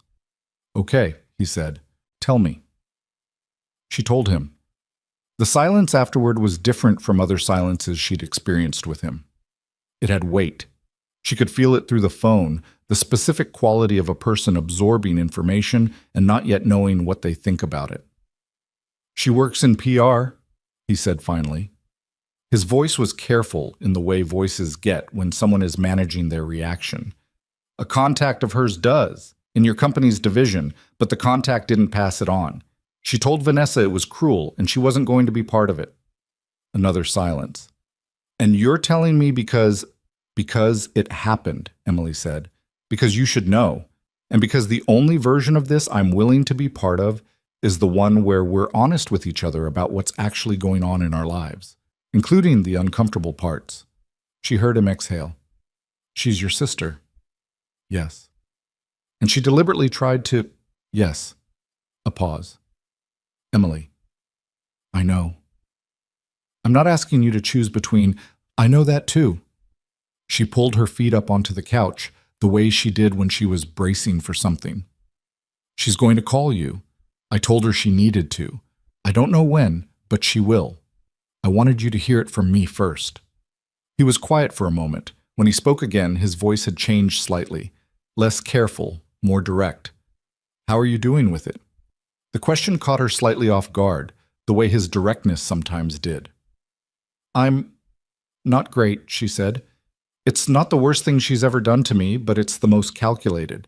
And I keep trying to hold both things at once, that she's someone who has caused me real harm, and that she's someone who is genuinely suffering from something she doesn't know how to handle. And those things are both true, and they don't cancel each other out. And I don't know what to do with that." "You don't have to do anything with it tonight," he said. "I know. I mean that literally. You don't have to resolve it tonight." "I know," she said again. And then, because it was true, and she decided that true things were worth saying, "Thank you for not making this about you." A pause. "It affects me," he said, "but it's your sister. That's a different thing." A lot of people wouldn't make that distinction. A lot of people are wrong about a lot of things. She was quiet for a moment. Outside her window, the city made its night sounds, distant traffic, someone's music from a floor above, the specific urban white noise she'd stopped hearing years ago, except in moments when she was very present and very still. "Adrian," she said. "Yeah. I'm sorry she did that." "You don't have to apologize for her." "I know. I'm doing it anyway." She paused. "Not on her behalf. On my own. Because she did it partly because of me, and that's part of the story whether I wanted it to be or not." He was quiet for a moment. "Go to sleep," he said. "Not unkindly. I'm not going anywhere. Whatever this is, it'll still be whatever it is tomorrow." She went to sleep. In the morning, it was still what it was. Vanessa called Adrian 4 days later. Emily didn't ask what was said. That conversation belonged to the two of them, and she had enough respect for its difficulty to leave it alone. What she knew was that it happened because Vanessa called her afterward and said, in a voice that sounded scraped clean, "I called him." "How did it go?" A pause. He was very calm. That almost made it worse." Another pause. "He said he appreciated me telling him, and that he hoped I'd take some time to think about why I'd done it." She made a sound that wasn't quite a laugh.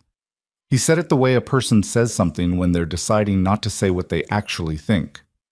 "Maybe," Emily said. "Or maybe that is actually what he thinks."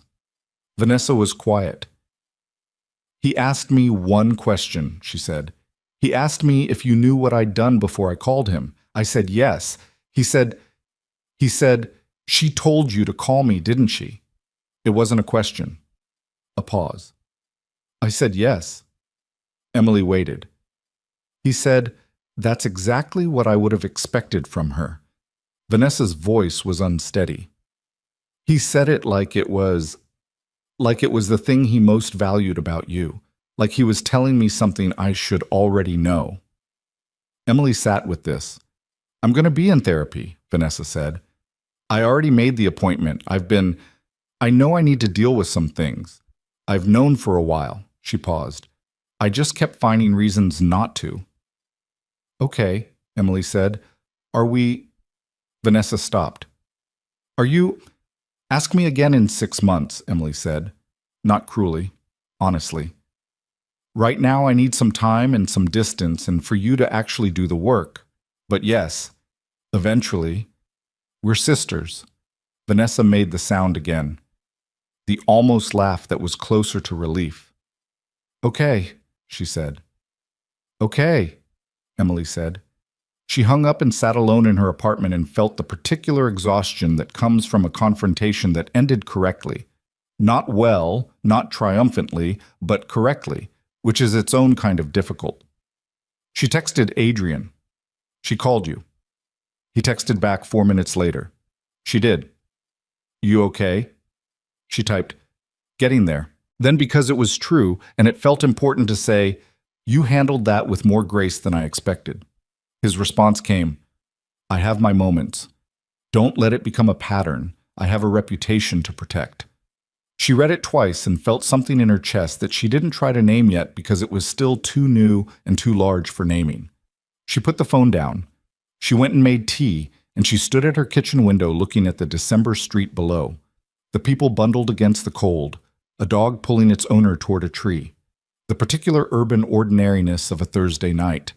And she thought about the architecture of the year, where it had started and where it had arrived. The lavender dress and the terrace and the cold rail, and a man saying sometimes it matters to have a witness, the coffee shop, the overcooked pasta, the Lego landing struts. Max's question, Dad, is it okay if I like Emily? And the weight of what it meant that a 5-year-old who had lost his mother had found it necessary to ask permission to like someone new. She had been so careful. She had spent so many years being careful. She was still being careful, but it was a different quality of careful now. Not the careful of trying to take up as little space as possible, but the careful of someone who knows they have something worth protecting and wants to protect it well. Christmas happened the way Christmas happens when your life is in the middle of changing, present and meaningful and slightly surreal, overlaid with the awareness of how different it felt from the Christmas before. She spent Christmas Eve with her mother and was conscious of Vanessa's absence, which her mother handled with the practiced grace of a woman who has spent decades managing 2 daughters' inability to be in the same room and who had decided this year to simply let the absence be what it was rather than explaining it.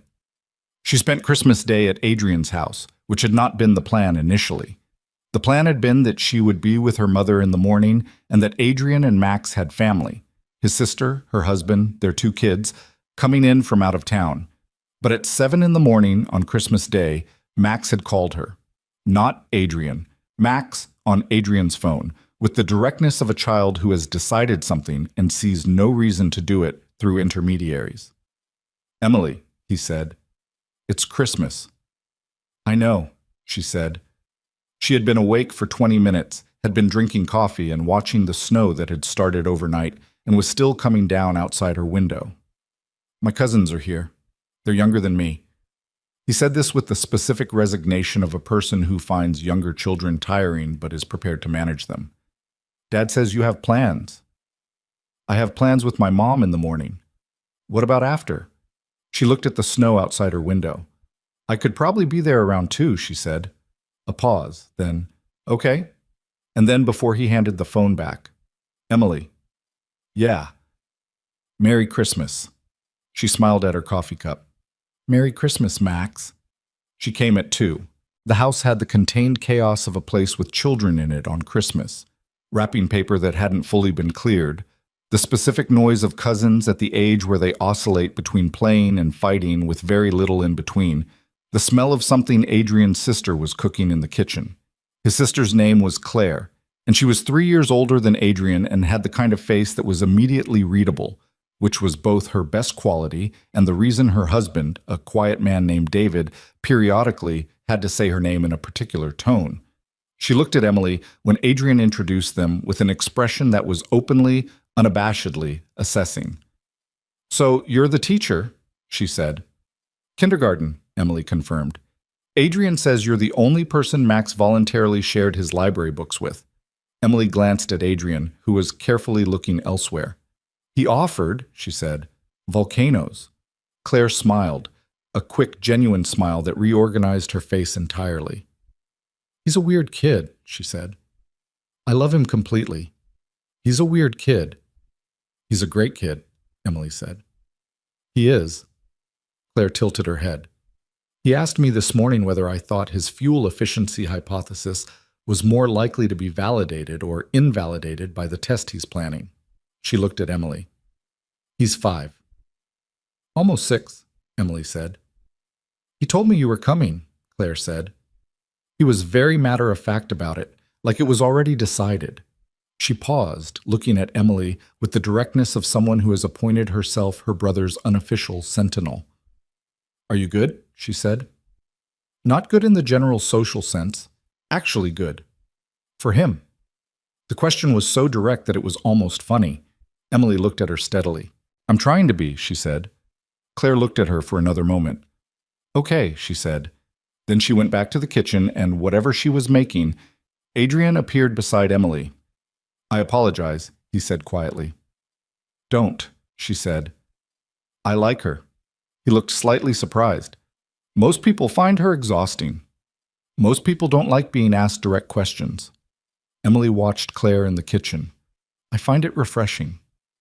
Later, in the afternoon, when the cousins had settled into a temporary detente over a shared interest in a video game, and Max was showing them, with visible condescension, how to actually play it, Emily found herself standing at the window in the living room watching the snow, which had stopped and left the world outside looking muffled and clean. Adrian came and stood beside her, not close enough to be a statement, just close enough to be present. "This was a good Christmas," he said. She considered it honestly. "It was." She paused. "Max called me himself this morning. I know. I handed him my phone and turned around and he'd already dialed." A brief silence. "I should probably have asked you first, whether you wanted to come, whether it was too much." "It wasn't too much." "You're sure?" She looked at him.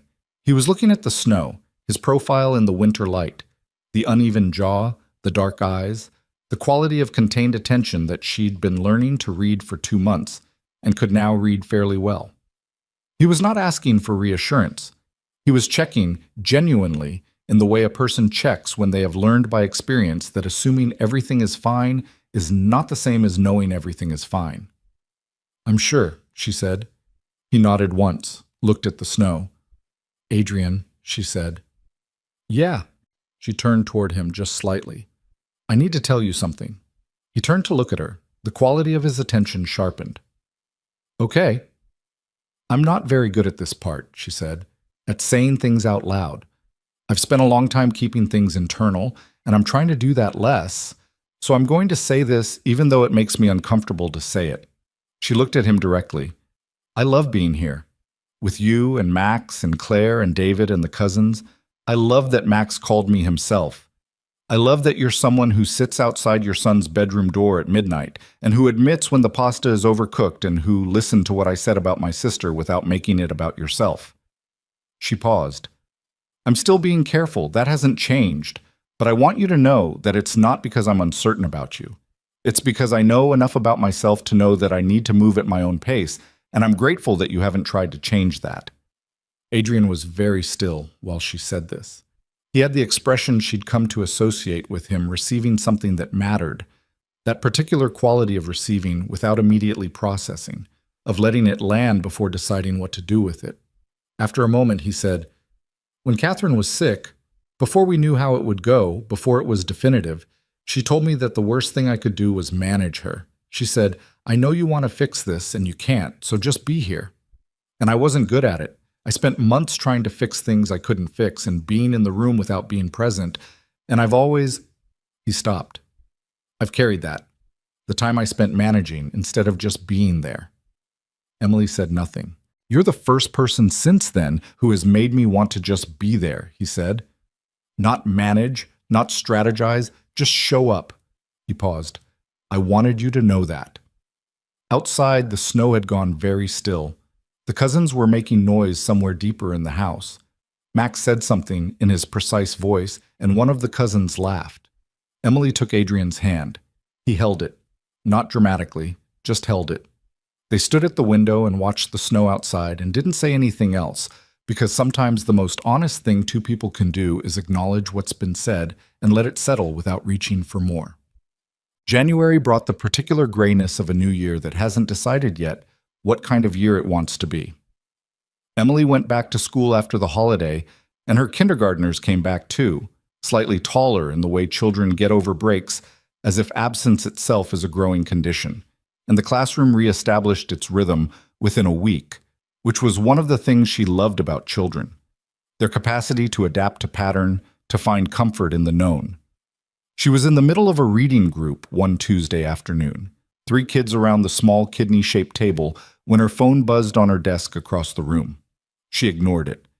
She was always ignoring it during reading groups, which the kids had learned to expect, which Marcus in particular had started to rely on as a window for various activities he preferred to conduct unsupervised. The phone buzzed again, and again. She excused herself, told the 3 kids to practice their page, and crossed to her desk. 3 messages from Adrian, which was unusual. Adrian was constitutionally incapable of the kind of rapid-fire texting that most people under 40 conducted as a basic mode of communication.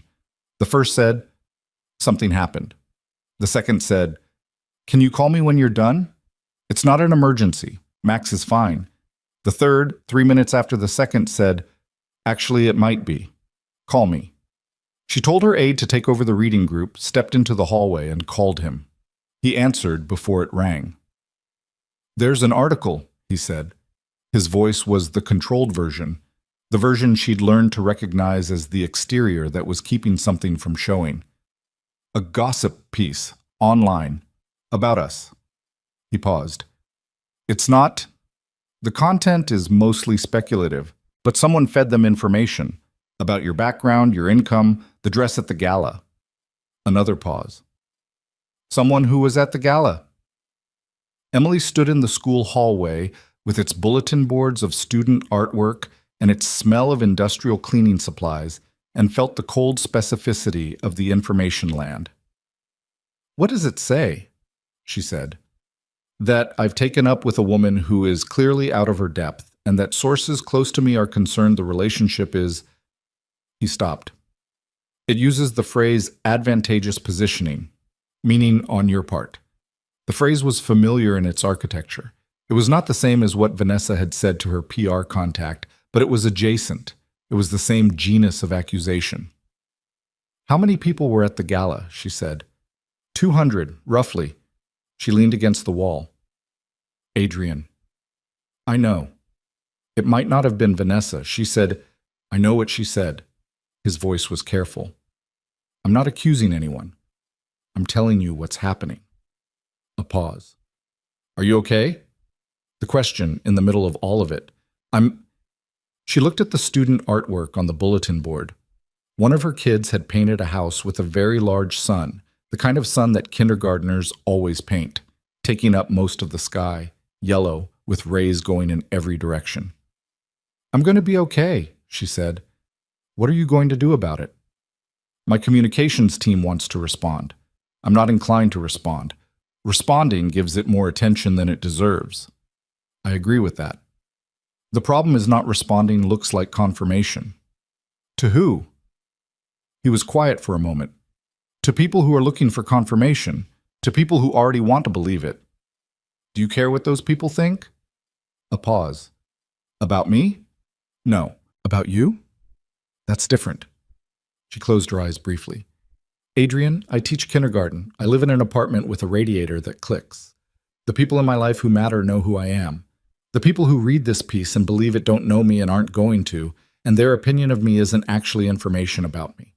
She paused. Don't respond. Silence. Okay, he said, and I want to say something. Say it. If it was Vanessa who said something to someone else at the event, beyond what she told me, she stopped, started again. I won't pretend that's not a line. It would be a line. But I don't know if it was her. And I'm not going to decide it was her because it's convenient to have someone to blame. She opened her eyes. Can we agree to not decide yet? He was quiet for a moment. Yes, he said. We can agree to that. Thank you. A pause. Emily. Yeah. I need you to know that nothing in that article. I know, she said. I haven't finished. You don't have to. I want to. His voice was steady and direct.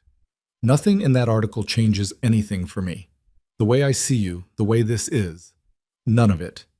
I want to say that out loud so you have it. She stood in the hallway of her school between the student art and the industrial cleaning smell and the sound of 23 kindergartners learning to read on the other side of the wall. She thought about the lavender dress. She thought about the terrace. She thought about every small, careful thing she'd done since October to protect herself from exactly this, from being visible, from being named in the context of something that could hurt her. She thought about what it felt like to be seen anyway. Thank you, she said. She went back to her reading group. Marcus had drawn a small and extremely unauthorized addition to the corner of his worksheet. She sat down at the kidney table and did not address the drawing because picking battles was a skill she'd developed over 6 years of teaching and had never fully applied to her own life. She started working on it. The article disappeared from the internet's attention cycle in approximately 72 hours, which was about how long anything without a follow-up scandal tended to survive in that particular ecosystem. Adrian's communications team sent him daily updates for 3 days and then stopped, which meant the metrics had fallen below whatever threshold they used to define relevance, and the world had moved on to something else. Emily found that she minded it less than she'd expected to. Not because it hadn't stung. It had, in the specific way that public accusations sting even when the people who matter to you know they're false, because the record exists somewhere and you can't unpublish a thing once it's been published. But she had spent enough of her life managing the gap between how she was perceived and who she actually was, that one more misperception, even a public one, felt like a variation on a familiar theme rather than something categorically new. What she did mind, quietly and without entirely acknowledging it to herself, was the question of where it had come from. She had told Adrian they wouldn't decide yet. She had meant it when she said it. But meaning something and being free of the thought were different processes, and the thought kept surfacing in the hours between other things, during the drive to school, during lunch, in the 20 minutes before sleep, when the brain makes its final unsupervised pass through the events of the day. Vanessa had spoken to a contact. The contact had refused to pass it further. The article had appeared anyway, sourced vaguely to people familiar with the relationship, which was the kind of attribution that was simultaneously impossible to verify and impossible to disprove. She did not call Vanessa. She sat with the question without giving it a resolution because she'd decided that was the honest thing to do. Not the comfortable thing, not the thing that would make her feel better or worse in a predictable direction, but the honest thing, which was to hold the uncertainty until she had actual information and not fill the gap with what she was afraid might be true. Vanessa resolved it herself on a Saturday morning in late January with a phone call that Emily answered while she was at the farmer's market with Adrian and Max, standing in front of a stand selling root vegetables in the kind of quantities that suggested the vendor had significant faith in the public's appetite for parsnips. She looked at the name on her screen and stepped away from the vegetable stand, leaving Adrian holding a turnip he'd been examining with the same serious deliberation he applied to most things. "Vanessa," she said, "it wasn't me." Vanessa's voice was different from the December call. Less raw, more controlled, but with a steadiness that sounded effortful rather than natural. "The article. I need you to know it wasn't me." "Okay." "I found out who it was." A pause. Do you remember Patricia Chambers from the gala? Emily turned it over. Patricia Chambers, with the smile that didn't reach her eyes. Well, it's just a dress. I remember her. She was at the gala when everything happened. She saw Adrian ask you to dance. She's been in Vanessa's social orbit for years, which is, we've run in some of the same circles. She assumed I'd want the information used, and she ran it herself. Vanessa's voice had a particular flatness. She was wrong about what I'd want. Emily was quiet. I know how that sounds, Vanessa said. I know it sounds like I'm just saying it wasn't me because I don't want it to be me. But I called her after the article came out. She admitted it. She thought she was doing me a favor. A pause. She's not someone I'm going to be associated with anymore. Emily stood in the January cold among strangers choosing vegetables and sat with this information. She turned it over. She tested it for the quality of truth, which she'd learned over 30 years of knowing Vanessa, to assess not perfectly but reasonably well. Vanessa was capable of many things, but she was not, as a general rule, capable of lying when directly confronted. She could deflect, could contextualize, could manage the presentation of facts, but a clean, direct lie was not her instrument. Okay, Emily said. I just needed you to know. I believe you. A pause. Longer than expected. You do? Yes. Emily watched Adrian across the market, who had apparently come to a decision about the turnip and was paying for it while Max stood beside him with the focused detachment of a child who has made his peace with the fact that adults find turnips interesting. I believe you. Oh. Vanessa's voice did something complicated that Emily didn't try to categorize. Okay. Are you still going to therapy? Every week. Good. Another pause. Emily, Vanessa said, I'm working on understanding some things about myself, about us. The therapist says it's going to take a while, and I believe her. A pause. I just wanted you to know I'm doing it. I know, Emily said. I'm glad. She hung up and went back to the vegetable stand, where Adrian was now holding a turnip and looking at her with the particular quality of his attention that didn't demand anything, so just waited to receive whatever she was ready to offer. My sister, she said. Yeah? It wasn't her, the article. Someone else decided to be helpful on her behalf. She picked up a parsnip for no particular reason and set it back down. She found out and called to tell me. Adrian was quiet for a moment. That's something. She's going to therapy every week, Emily said. She told me like it was a report, like she was giving me documentation. Is that her way? Yes. She almost smiled. It's actually her being vulnerable. She just can't do it without the architecture of competence around it. He looked at her. You understand her better than she deserves. Maybe. She looked at the vegetables. Or maybe understanding someone is just what you do when you've been trying to figure them out for 30 years, and you finally have enough information to assemble something coherent. Max appeared between them, holding a small jar of honey he'd apparently negotiated for with his father's card, because he had the expression of a transaction that had gone according to plan. Did you know, he said, that honey never expires? They found edible honey in Egyptian tombs. I did know that, Emily said. He looked slightly disappointed that this information was not new to her. Oh, he said, then recovering, did you know the bees have to travel the equivalent of 3 times around the world to make 1 pound of honey? That I did not know. He looked satisfied. He tucked the honey under his arm and moved on to examine the next stand, with the purposeful efficiency of a child who has a clear research agenda. Adrian was watching her. He likes you, he said. I know. She watched Max assess a display of dried herbs with the rigor of a small scientist. I like him too. She paused. He's the most specific person I've ever met. He gets that from his mother. Adrian said it the way he sometimes said things about Catherine, without weight, without the performance of grief, just as information that was part of the true account of his life. She was the most specific person I've ever met. Everything she thought, she had thought all the way through. She never had a half-formed opinion about anything. That sounds exhausting. It was, occasionally, he said. It was also remarkable. He paused. He's going to have questions for you, about us, eventually. He'll think them through completely first, and then he'll ask them, probably when you're not expecting it. I know, Emily said. I'm ready for that. He looked at her, the direct, full attention look. Are you? She met it. As ready as I can be, which isn't the same as perfectly ready, but yes. He held the turnip. She watched him hold it. What are you going to do with that? She said. I have no idea, he said. I thought it looked useful. She took it from him and put it back on the pile. Let's get coffee, she said.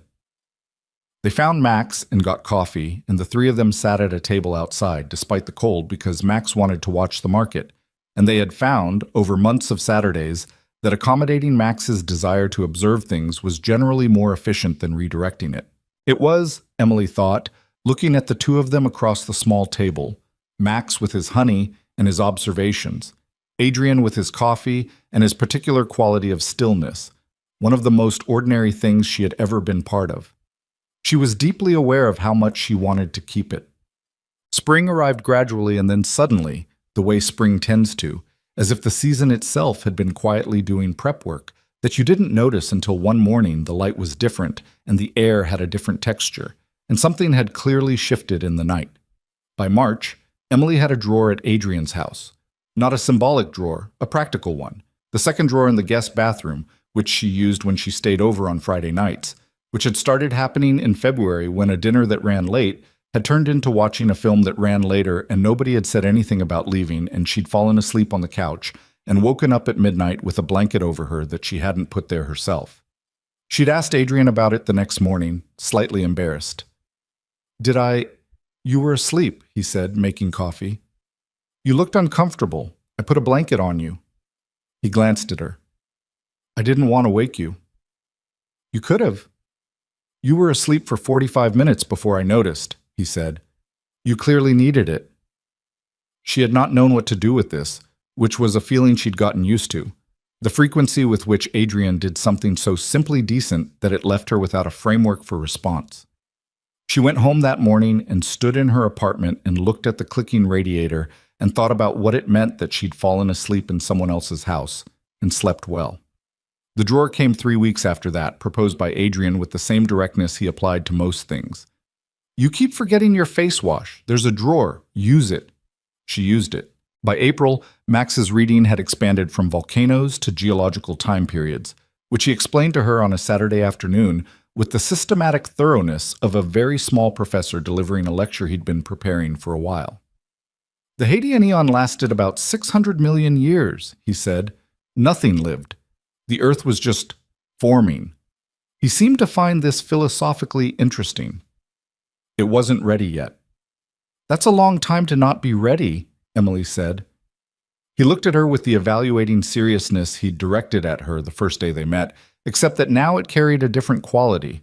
Not skepticism, exactly, more like the consideration of a person who has already made a decision but is in the habit of revisiting it periodically to confirm it still holds. Emily, he said. Yeah. Are you going to stay? She set down the paper she'd been grading. She looked at him, this 5, almost 6-year-old boy with his father's eyes and his mother's precision and his own entirely individual combination of both, sitting at the kitchen table with his geology book and his question. She had known this conversation was coming. Adrian had warned her gently in February. He'll ask eventually. He'll think it through completely first. She had told herself she was ready. She was less ready than she'd told herself. I want to, she said, because that was the most honest version of the true thing. I'm not going anywhere on purpose.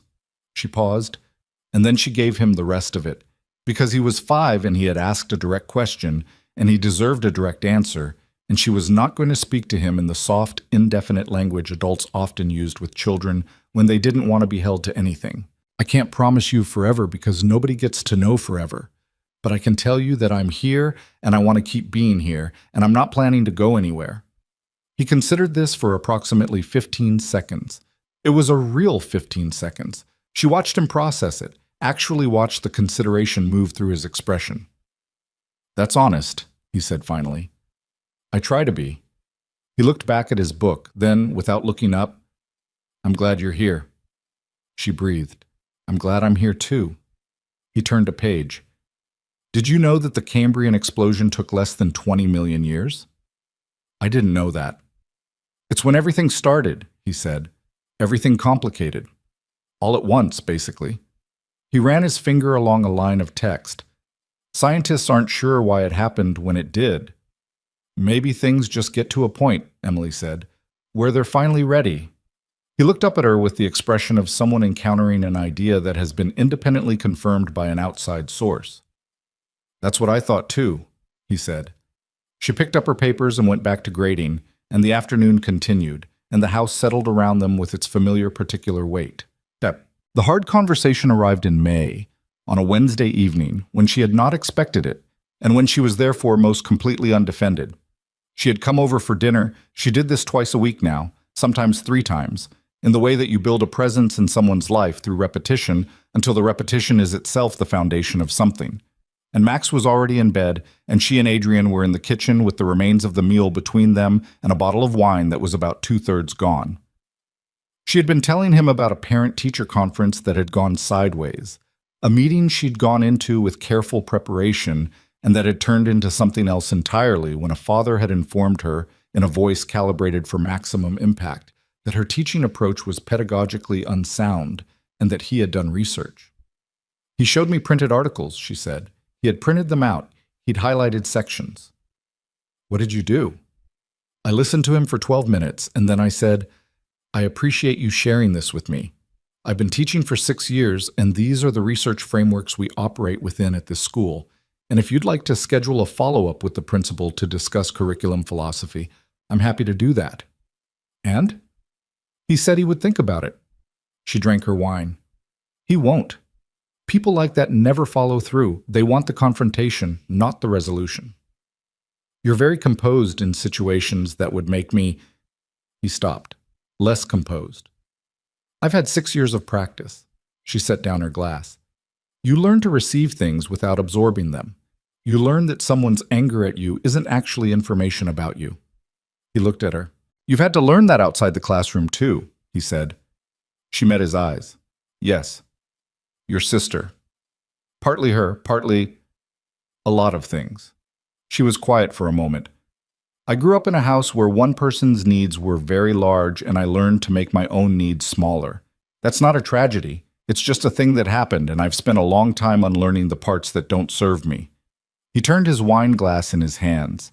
He had the quality he sometimes had of working towards something, of building up to a thing from its surrounding terrain.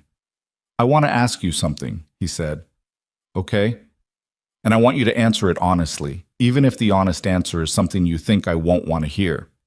She looked at him steadily. "Ask." He set down the glass. He looked at her with the full attention look, the one that never felt like pressure but always felt like witness. "Do you feel like you've made yourself smaller with me, the way you did growing up?" The question landed in a specific place. She sat with it for a moment, which she knew he understood. He never rushed her pauses. "No," she said slowly. "Not smaller." She considered it more carefully because it deserved more than a reflexive answer. "There are moments when the difference between our lives is... It's very large, Adrian, and sometimes I feel it. The car, the house, the way you can decide something costs too much to think about and never think about it again. And that's not a criticism, it's just true. And sometimes I don't know what to do with the feeling except acknowledge that it's there." He was listening. "But smaller?" She shook her head. "No, I'm more myself with you than I've been with most people. More willing to say things out loud." She paused. "You did that. Not deliberately, I don't think. You listened like what I said mattered. And after a while I started believing that it did."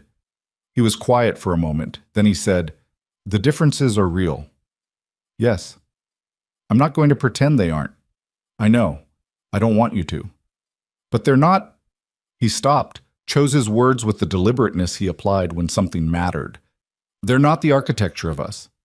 They're the weather around us. Is that too neat a way to put it? She thought about it.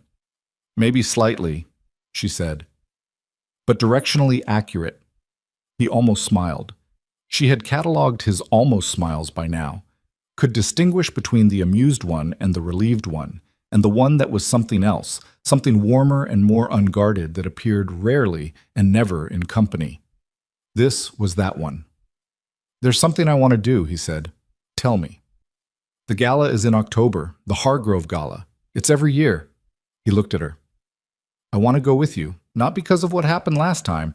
I'm not interested in a symbolic correction of last October. I want to take you to a room full of people I know and stand next to you and have that be the normal thing that it should be. She understood what he was saying and what he wasn't saying. That's not the only thing you want, she said. He looked at his hands. This was the rare thing. Adrian visibly gathering himself. It was not something he did often, and it was not something she had seen him do in public or in front of anyone else, and she understood without being told that the fact that he did it in front of her was itself significant. No, he said. It's not the only thing. The kitchen was very quiet. The house was very quiet around the kitchen. I'm not going to do anything tonight, he said. This isn't a setup for something. I just need you to know that there are things I want to say to you, and I'm working up to them. And I didn't want you to not know that while I was working up to them. She looked at him for a long time, at the careful man who had come to find her on a terrace at a charity gala and stood beside her at a railing and said, sometimes it matters to have a witness, who had held out his hand in a ballroom without making it a performance, who sat outside his son's door at midnight and made overcooked pasta and held her hand at a window in December and never once asked her to be anything other than exactly who she was. Okay, she said. Okay, he said. They finished the wine. She drove home in her own car through the May night with the windows down and the warm air moving through the car, and she thought about what he'd said and what he hadn't said, and the distance between those two things, which was closing. June arrived, and with it the last weeks of the school year, which were always complicated. The ramp-up of everything. Assessments and portfolios and the small ceremonies that kindergarten requires. The collection of 23 children who had arrived in September not knowing how to read and were now departing having learned something fundamental about language and about themselves. Emily always found the last week of school emotionally strange. She was not someone who cried easily, but the last day had a way of sneaking up on her regardless, something about watching 5-year-olds walk out carrying their portfolios with a dignity that was genuinely moving. Max's birthday came in February, and she had been there for it. A small party, 4 of his school friends, and the serious cake deliberations he'd conducted with his father beforehand, which had apparently involved a spreadsheet. She had given him a set of books about deep-sea creatures, which he had received with the focused pleasure of someone whose gifts usually missed. He'd read the first one before his friends had finished leaving. She had been thinking, since the May conversation, about what it meant to be waiting for something you knew was coming. It was not an unpleasant feeling. It was actually, she found, a feeling she was capable of sitting with, the anticipation of something good that was coming in its own time, which was so different from the anticipation of something bad that she kept noticing the difference. She had spent a lot of her life braced for impact. This was something else. She was at school in the second-to-last week of June, eating her lunch at her desk and looking at the class portfolio she was putting together for each student, a record of the year's progress, where they'd started and where they were finishing, when her door opened without a knock. It was Vanessa. Emily stared at her. How did you get past the front office? I told them I was your sister and that it was a family emergency. Vanessa looked around the classroom with an expression Emily couldn't immediately read. It's not a family emergency. I'm sorry about that. I needed to talk to you and I knew you'd be at lunch. Emily looked at her sister. The months since December had wrought something in Vanessa's appearance that was hard to name specifically. She was still put together, still careful about how she presented herself, but there was something different in the way she carried it, less armored, less like the presentation was doing all the work. Sit down, Emily said, gesturing at the small chairs arranged around the low tables in her room. It was slightly absurd, Vanessa in her good work clothes in a kindergarten chair, and Vanessa seemed to understand this and sit in it anyway. I'm leaving, Vanessa said. I took a position in London, international division. I've been offered it before, but twice before. And I always said no because she stopped. I said no because I was afraid to go somewhere where I didn't have the network I'd built here, where I'd have to start over. She looked at her hands. My therapist says that the network was also a way of measuring myself, constantly, against other people, against what I thought I should have. Emily said nothing. London is a chance to stop measuring, Vanessa said, or at least to try. I can't guarantee it, but I think being somewhere where nobody knows me and I don't know anybody is actually, I think I need that. She looked up. I'm not running away. I want you to know that. I've been talking about this for 3 months, and my therapist agrees it's the right move for the right reasons. Emily sat at her desk and looked at her sister and felt the complicated layering of things she had always felt when she thought about Vanessa. The damage and the love and the years of both and the way they couldn't be separated. When? She said. 3 weeks. Emily absorbed this. Okay. Are you? Vanessa started. Is this? I'm not going to tell you not to go, Emily said. If this is what you need, you should do it. She paused. I want us to be okay eventually. I've always wanted that, but I think you're right that you need... Something has to shift. Vanessa looked at her for a long moment. Her eyes were steady in the way of someone who has been practicing steadiness. Can I say something? Yes. I have hated you, Vanessa said. It landed clean and precise without drama. Not all the time, not even most of the time, but in certain moments, when I was at my worst, yes, I have felt actual hatred toward you, and I want to say that out loud because I think you knew it, and I think you've been carrying the knowledge of it, and I think it deserves to be said out loud, instead of both of us just knowing it without it ever being named. The classroom was very quiet. I know, Emily said. I know you know. Vanessa's voice didn't waver. And I'm telling you that I'm ashamed of it. Not in the way where I'm asking for your absolution, in the way where I'm telling you I understand the damage it caused, and I'm not minimizing it. She paused. You deserved a sister who was proud of you. You have always, in every room, in every version of your life, been someone worth being proud of. And I spent 20 years not being able to feel that without it costing me something. She took a breath. I'm sorry, Emily. I'm genuinely sorry. Emily sat with this for a long time. She could hear, distantly, the sounds of the school, voices in the hallway, a bell somewhere, the everyday institutional life of a building full of children learning things. She thought about what it meant to be apologized to by someone who meant it. She had been apologized to before, in various forms, by Vanessa. The tactical apologies. The apologies that were actually arguments in apology clothing. This was different. She could feel the difference, and she trusted her ability to feel it. Okay, she said. Okay? I hear you, Emily said. I accept it. She paused. And I want you to know, I have never stopped being your sister, through all of it. I have been hurt, and I have been angry, and I have needed distance, but I have never stopped wanting you to be okay. She looked at Vanessa. I want you to be okay in London. I want whatever it is you're going to work through to actually work. And I want, when you're ready to come back, whenever that is, I want us to try again. Vanessa pressed her lips together, her composure held but barely. I'll call you, she said, when I'm settled. I'll answer, Emily said. Vanessa stood from the small kindergarten chair with the particular dignity of someone rising from a ridiculous position while refusing to let it be ridiculous. She smoothed her clothes. She looked around the classroom one more time, at the alphabet cards and the student artwork and the small chairs and the evidence everywhere of Emily's actual life and the actual work she did in it. This is a good classroom, she said. Thank you. I mean it. It looks like a place where someone actually cares. Emily looked at it with her. I do, she said. Vanessa nodded. Then she walked out through the kindergarten door, and Emily listened to her footsteps in the hallway until they were gone.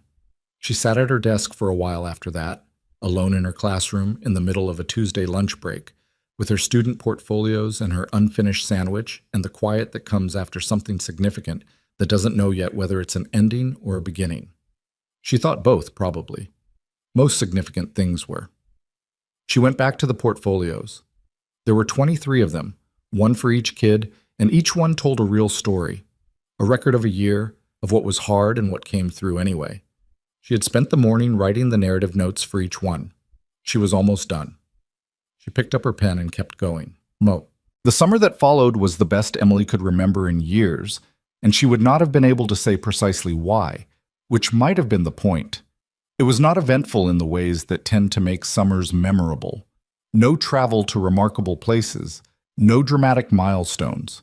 It was ordinary in the specific way that is only visible when you've spent enough time in the wrong kind of ordinary to know the difference. She spent most of her Fridays through Sundays at the house.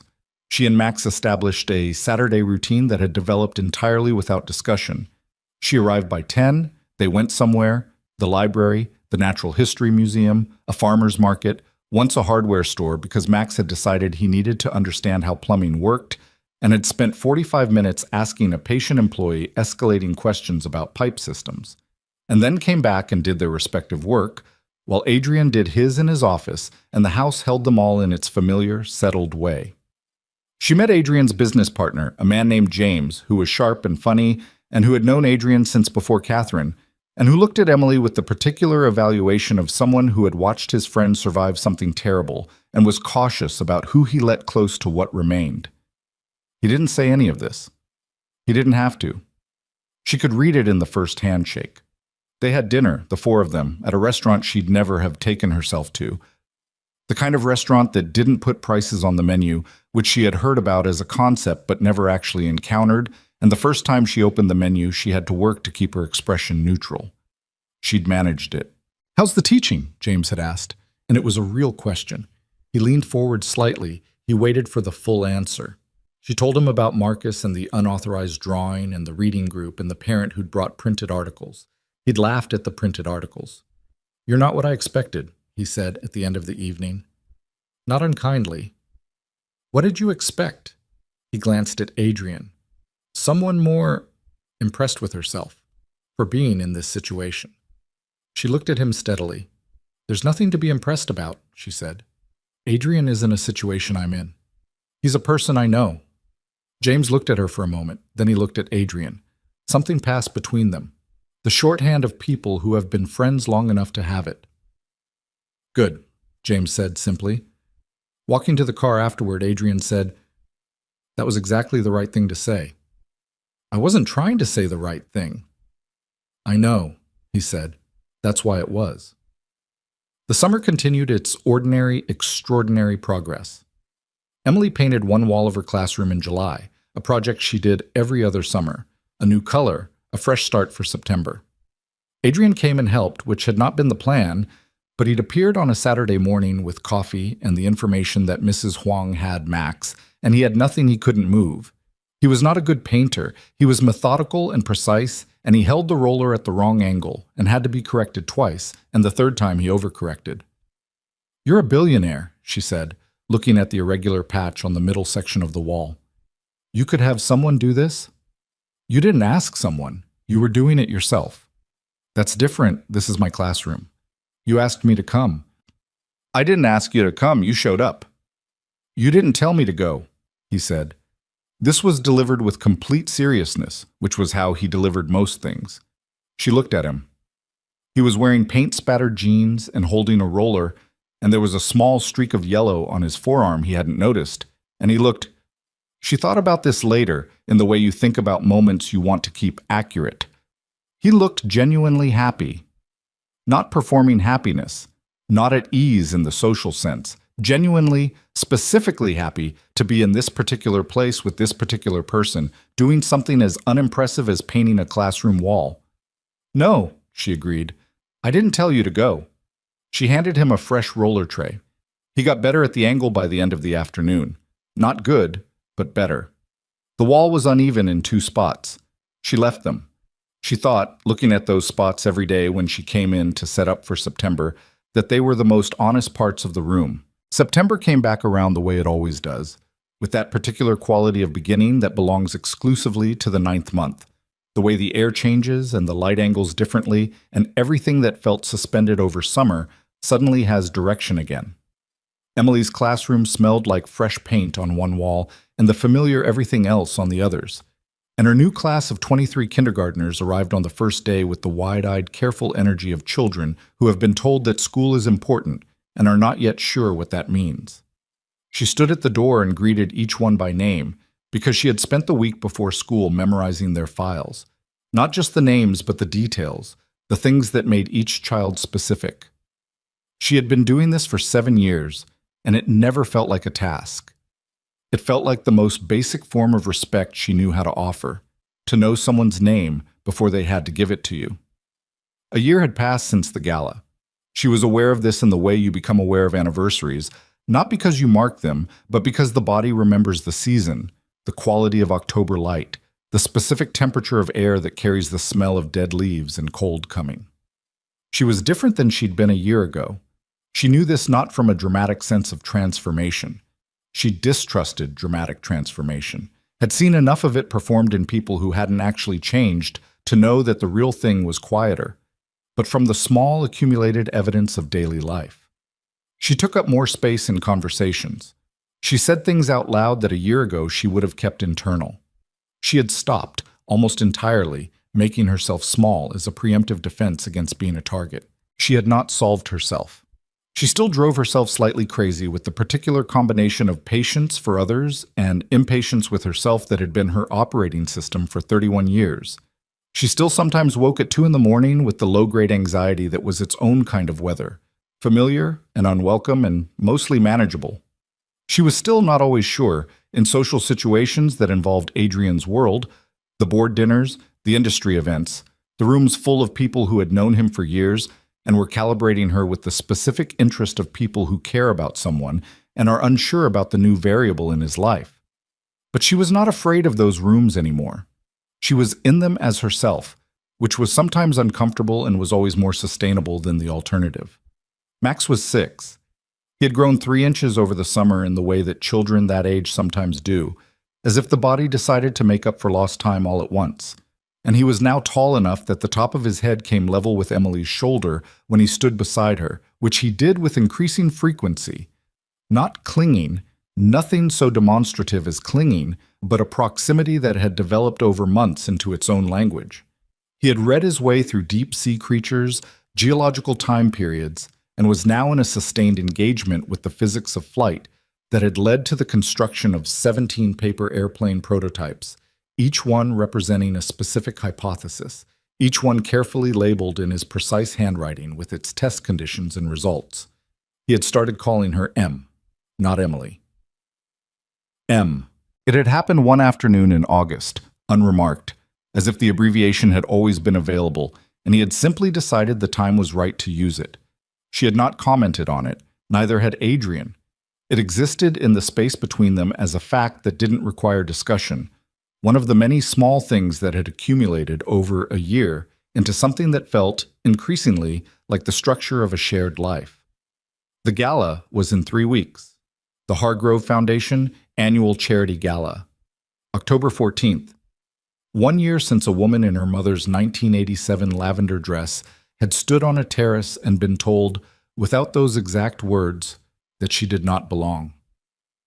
Adrian had mentioned it in August, casually, in the way he mentioned things he'd already decided about. "I'll have Gerald pick you up at 7. "You're not picking me up yourself?" "I'll be at the venue early. Board obligations." He paused. "Unless you want to wait and come with me." "No, 7 is fine." She had looked at him.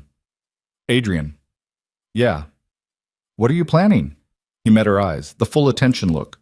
"Nothing you need to worry about yet," he said, which meant something. She knew him well enough by now to know that nothing you need to worry about yet from Adrian Sterling was not nothing. She spent the following 3 weeks not worrying about it in the specific way where you are absolutely thinking about it. What?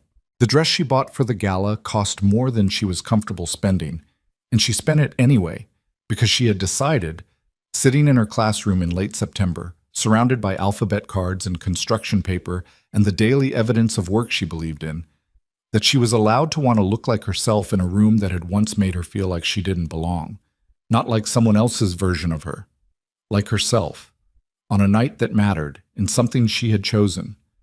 It was deep burgundy, floor length, simple enough that it required confidence to carry, which her mother told her when she came to see it, standing in Emily's apartment with her hands pressed together and an expression that Emily recognized as the specific form of maternal pride that her mother deployed when she was trying not to cry. "You look like yourself," her mother said. "That's exactly what I was going for." Her mother reached out and touched her face briefly, the way she had done since Emily was small, the gesture that meant too many things to name. "Your father would have—" She stopped, started again. "He would have liked him, Adrian. He would have appreciated the way he looks at you." "How does he look at me?" Her mother smiled. "Like you're the most interesting thing in the room," she said. "Always. Even when he's talking to someone else." Emily stood in front of her mirror in the burgundy dress and her own shoes and thought about a year of Saturdays, a year of becoming legible to someone in the full sense, not just the presentable version of herself, not the carefully edited version, but the whole complicated, inconvenient actual version, and the specific strange grace of being known that way and not found wanting. She thought about the lavender dress, folded in a paper bag in the back of her closet, which she had not thrown away. She had thought about it sometimes and not known exactly why she was keeping it, and now, standing in the mirror, she thought she might finally understand. It was evidence, not of what had been done to her, but of the distance traveled since. You needed evidence of the before to understand the after. Gerald picked her up at 7. The Whitmore Grand Hotel was exactly as it had been a year ago. The chandeliers, the marble floors, the string quartet, the particular gold light that seemed to come from everywhere at once. But the experience of arriving inside it was different, the way the same room can feel entirely different depending on who you are when you walk into it. She walked in as herself. Adrian found her within 4 minutes of her arrival, which she would later learn was because he'd been watching for her. He came through the crowd with the directness he applied to everything, and when he reached her, he stopped and looked at her for a moment. The specific look that her mother had apparently noticed from across rooms. "Hi," he said. "Hi. You look—" He stopped. He was not a man who reached for adjectives. "You look right," he said, which was, she thought, the best possible thing he could have said. "You look like you've been here for 2 hours," she said. He had. He looked slightly tired around the eyes in the way that board obligations produced. 2.5, he said. "I've been saving my actual attention for you." "That's either very sweet or slightly alarming." "Probably both." He offered his arm. "Come on. There are people I want you to meet who are actually interesting." She took his arm, and they walked into the room together, and nobody looked at her dress with the dismissive flicker of someone cataloging a deficiency. People looked because she was with Adrian Sterling, which was its own category of looking, and because she was wearing a dress the color of wine and carrying herself like someone who knew why she was there. She was there because she belonged there, not because she'd earned it in the way Vanessa had spent 10 years trying to earn it, not because of whose arm she was on, but because she was a person who had walked into a room and that was enough. That had always been enough. She just hadn't believed it a year ago. They moved through the room, and she met the people he'd meant. A foundation director who ran the literacy programs and who had spent 15 years building something Emily had seen the results of in her own classroom, and the kids who arrived in September and left in June. They talked for 20 minutes, and the woman looked at her with the particular attention of someone who has met a lot of people who claim to care about children's education and is good at distinguishing the ones who actually do. "We should have coffee sometime," the woman said at the end, "off the gala circuit. I'm interested in what you're seeing in the classroom." Emily said yes, and meant it, and took her card. They ate dinner at a long table where Emily was seated next to James, who had apparently requested this, and who told her over the first course that Adrian had been different since October. "Different how?" she asked. James considered the question with the seriousness it deserved. "More present," he said. "That's the most accurate word. He was always functional, high-functioning. After Catherine, he was the most functional grieving person I've ever seen, which was both impressive and slightly frightening, And then this year he shook his head. He laughs at things now, real laughs, not the polite ones. She thought about the laugh she'd heard in her apartment kitchen the night the pasta was overcooked. The ungainly, entirely sincere laugh. He told me once, she said, that his instinct can be another word for what he wants to believe. He said it as a criticism of himself. James looked at her. That's extremely self-aware. I know, it surprised me too. She paused. But I think he's also learned when to trust it. James was quiet for a moment. You know, he said, a year ago, if someone had described you to me, kindergarten teacher, met at the gala, completely outside the world he moves in, I would have been skeptical. And now? Now I think the fact that you're completely outside that world might be exactly why it works. He picked up his fork. He spent 10 years surrounded by people who want something from him. You want him. That's a significant distinction, she said. Yes, he said. It is. The program began after dinner, and Emily sat in the third row with Adrian beside her and watched the Foundation's work presented through testimonials and numbers, real numbers, the kind that represented children who had learned to read and what that meant for the trajectory of a life. She felt sitting there, the particular alignment of things that don't often align, the work she actually did every day, and the larger architecture of why it mattered. She was thinking about this, about Marcus and the reading group and the small click that happened behind a child's eyes when language finally made sense, when Adrian leaned toward her slightly and said, very quietly, "There's something I need to do in a few minutes." She looked at him. "I told you I had things I wanted to say," he said. "I'm going to say them." "Adrian," she kept her voice low, "what are you planning?" "Something I've thought about very carefully," he said, "and that I'm going to do anyway, despite being aware that it's terrifying." She looked at his face. He was not performing calm. He was actually calm in the way of someone who has made a decision and is on the other side of the deliberation. The decision was made. The calm was real. "Okay," she said. "Okay?" "I trust you," she said. It came out simply, which was the only way it could have come out, because it was simply true. He looked at her for a moment. Something moved across his face that she would have been hard-pressed to name, but that she felt, sitting a foot away from him in the third row of the Whitmore Grand Ballroom, as clearly as she had ever felt anything. Then he straightened, and the program continued, and she sat beside him and waited. The Foundation's executive director concluded her remarks and opened the floor for what she called a word from one of our longest-standing board members. Adrian stood. He walked to the microphone with the ease of a man who had spoken in front of crowds for years, and the room settled into the particular attentive quiet that his presence tended to produce. "I've been coming to this gala for 5 years," he said, "and for 4 of those years I wrote a check and made a speech, and went home and didn't think very much about why I was here. Not because the work isn't important, it is, but because I was going through the motions of obligation rather than the actual intention behind it."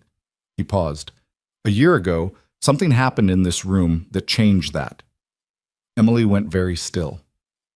"A year ago, in this room, I watched a woman be publicly diminished by someone who was supposed to care for her, and instead of crumbling, instead of doing the thing that would have been understandable and human and forgivable, she lifted her chin and refused to be destroyed by it." He looked out at the room. "I didn't know her. I'd never met her.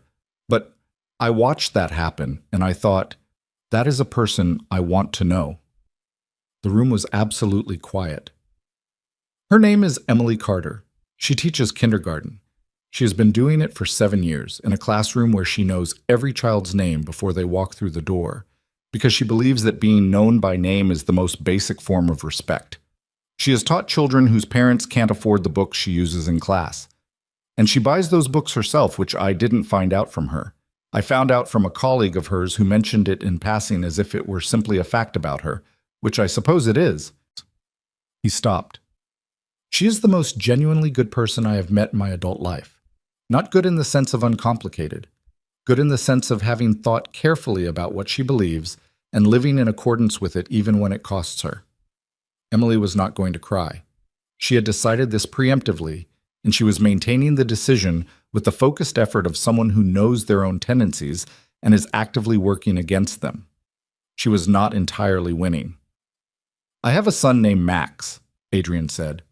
"He is 6 years old, and he reads nonfiction, and he has very specific opinions about engineering, and he asked his father last year whether it was okay to like someone new." He paused. He asked because he is a thoughtful person who takes things seriously, which he inherited from a mother who is not here, and which I hope to have helped sustain. Another pause. He shares his library books with Emily. This is, for those of you who don't know Max, approximately equivalent to giving someone your most valuable possession. A small laugh from the room. It was warm. "I'm not a person who tends to say things before I've thought about them completely," Adrian said. "I'm also not a person who says things in public for effect. But there are moments when the right action is also the visible one, and I've decided that this is one of those moments." He looked directly at Emily, across the room. "Emily." She looked back at him. He stepped away from the microphone and walked off the low stage, and the room watched him walk toward the third row, and Emily watched him come, and she was breathing very carefully because the breathing was taking concentration. He stopped in front of her. He reached into the inside pocket of his jacket. He crouched down, not theatrically, just in the way a person gets to eye level with someone they want to see clearly. In his hand was a ring, not enormous, not performative, a ring that looked like it had been chosen with the same specificity he applied to everything, a deep-set stone that caught the chandelier light and did not need to shout. "I want to build something with you," he said. He said it quietly enough that it was almost private, almost just theirs, even in a room full of people. Not a picture of something, an actual thing, imperfect and ongoing in hours. He looked at her. "I love you. I've been working up to saying that for a while. I want you to have it on the record." Her vision was not entirely clear. She was not going to acknowledge that. "I love you too," she said. "That's also on the record. Will you marry me?" She looked at him. At the man who had followed her to a terrace because he'd seen someone be unkind to her and had wanted her to have a witness, who sat on his son's bedroom floor at midnight to play a video of a woman singing badly, who held her hand at a window in December and let the silence be what it was, who got paint on his arm in her classroom and got better at the angle by the end of the afternoon, who was crouching in front of her in the Whitmore Grand Ballroom with a ring and the specific composed terror of a person who has made themselves genuinely vulnerable for perhaps the first time in a long time and is waiting to find out if it lands. "Yes," she said. He put the ring on her finger. It fit. Of course it fit. He had thought it through completely. She would find out later. Had enlisted Claire, who had enlisted a jeweler who had managed a sizing through means that remained, to Emily, somewhat opaque. He stood up. She stood with him. He put his arms around her and held on, in the way you hold on to something you've been afraid of losing before you'd even finished finding it. The room applauded. She barely heard it. They were married the following April, on a Saturday, in the garden of the house where they had spent 2 years building the ordinary structure of a shared life. Not the Whitmore Grand, not a venue with chandeliers. The garden, which was not perfectly manicured and had a section near the back wall where something had died over the winter and hadn't been replaced yet, and which on the day of the wedding had a tent that leaked slightly in one corner because the weather didn't cooperate completely, which everyone who mattered would later agree had made it better. 40 people. The ones who were actual to them, Claire and David and their kids, James and his wife, Emily's mother, colleagues from school, the foundation director with whom Emily had been having quarterly coffee for 6 months, and who had become something between a mentor and a friend. Max was the best man. He took this designation with the seriousness he applied to all formal responsibilities, which meant he had asked Emily 3 weeks before the wedding what his duties were and had then made a list and had checked each item off with the systematic completion of a person who does not do things halfway. He had given a speech. It was short and precise, and it contained exactly one joke, which he had workshopped with Emily over 2 afternoons and delivered with the timing of someone who had practiced it sufficiently. "My dad smiles more," he said. That's all I wanted to say. "He smiles more, and our house is louder, and last week Em burned the garlic bread and my dad said it was fine and ate it anyway, which I think is love." He looked at the small audience with his evaluating eyes. I read about love in a book once, and it was more complicated than that, but I think the garlic bread is the important part. The audience laughed. Emily cried, which she had promised herself she wouldn't do before the ceremony even started, which was a promise she had known when she made it that she was not going to keep. Adrian put his hand over hers during the vows and held it with the same steadiness he'd held it at the window on Christmas Day, the steadiness of a man who holds things as if he means to keep them. The vows were not elaborate. They had written them together on a Sunday afternoon in February, sitting at the kitchen table with Max doing his reading nearby, and the comfortable ambient noise of the house around them. They had both, independently, written something that was more honest than poetic, and when they'd compared, they'd found that the overlap was significant, and they'd built the final version from the overlap. She promised to tell him the truth even when it was inconvenient. She promised to not make herself smaller than she was to avoid being a target. She promised to keep showing up, specifically and deliberately, even on the days when showing up was the last thing she wanted to do. He promised to listen before fixing. He promised to say things out loud rather than managing them internally until they calcified into something unnavigable. He promised to let her see him be afraid sometimes, instead of only letting her see the composed version that had gotten so practiced over years of needing to be the composed version. Neither set of promises was something either of them was confident they would keep perfectly. That was, they had agreed, the point. You promised the things you were going to have to work at. Otherwise, it was just a description of yourself. Emily's mother cried from the second row with the unrestricted fullness of a woman who had worried, for years, about the daughter who made herself small, and who was now watching that daughter stand in a garden on a Saturday in April and take up exactly the space she deserved. 2 years after the wedding, in the September when Max started 3rd grade and Emily started her 9th year of teaching and the baby was 7 months old and sleeping in a pattern that could generously be called inconsistent, Vanessa came home. She called first 2 weeks before her flight. Emily was in the kitchen doing the particular negotiation of tasks that constitutes the middle of a work night when there is an infant. The bottle that needed washing, the monitor on the counter, the stack of papers she was going to grade in theory and in practice would probably not get to before tomorrow. I'm coming back, Vanessa said, in 2 weeks. I got a position here. Same company, but they want me back to head the domestic division. A pause. I wasn't sure if I should tell you or just show up. Tell me, Emily said. Always tell me. Okay. A pause. How's the baby? Emily looked at the monitor, where the small, grainy night vision image showed a baby sleeping with her arms thrown up, the way infants do, as if in constant surrender to something. She's sleeping wrong again, she said.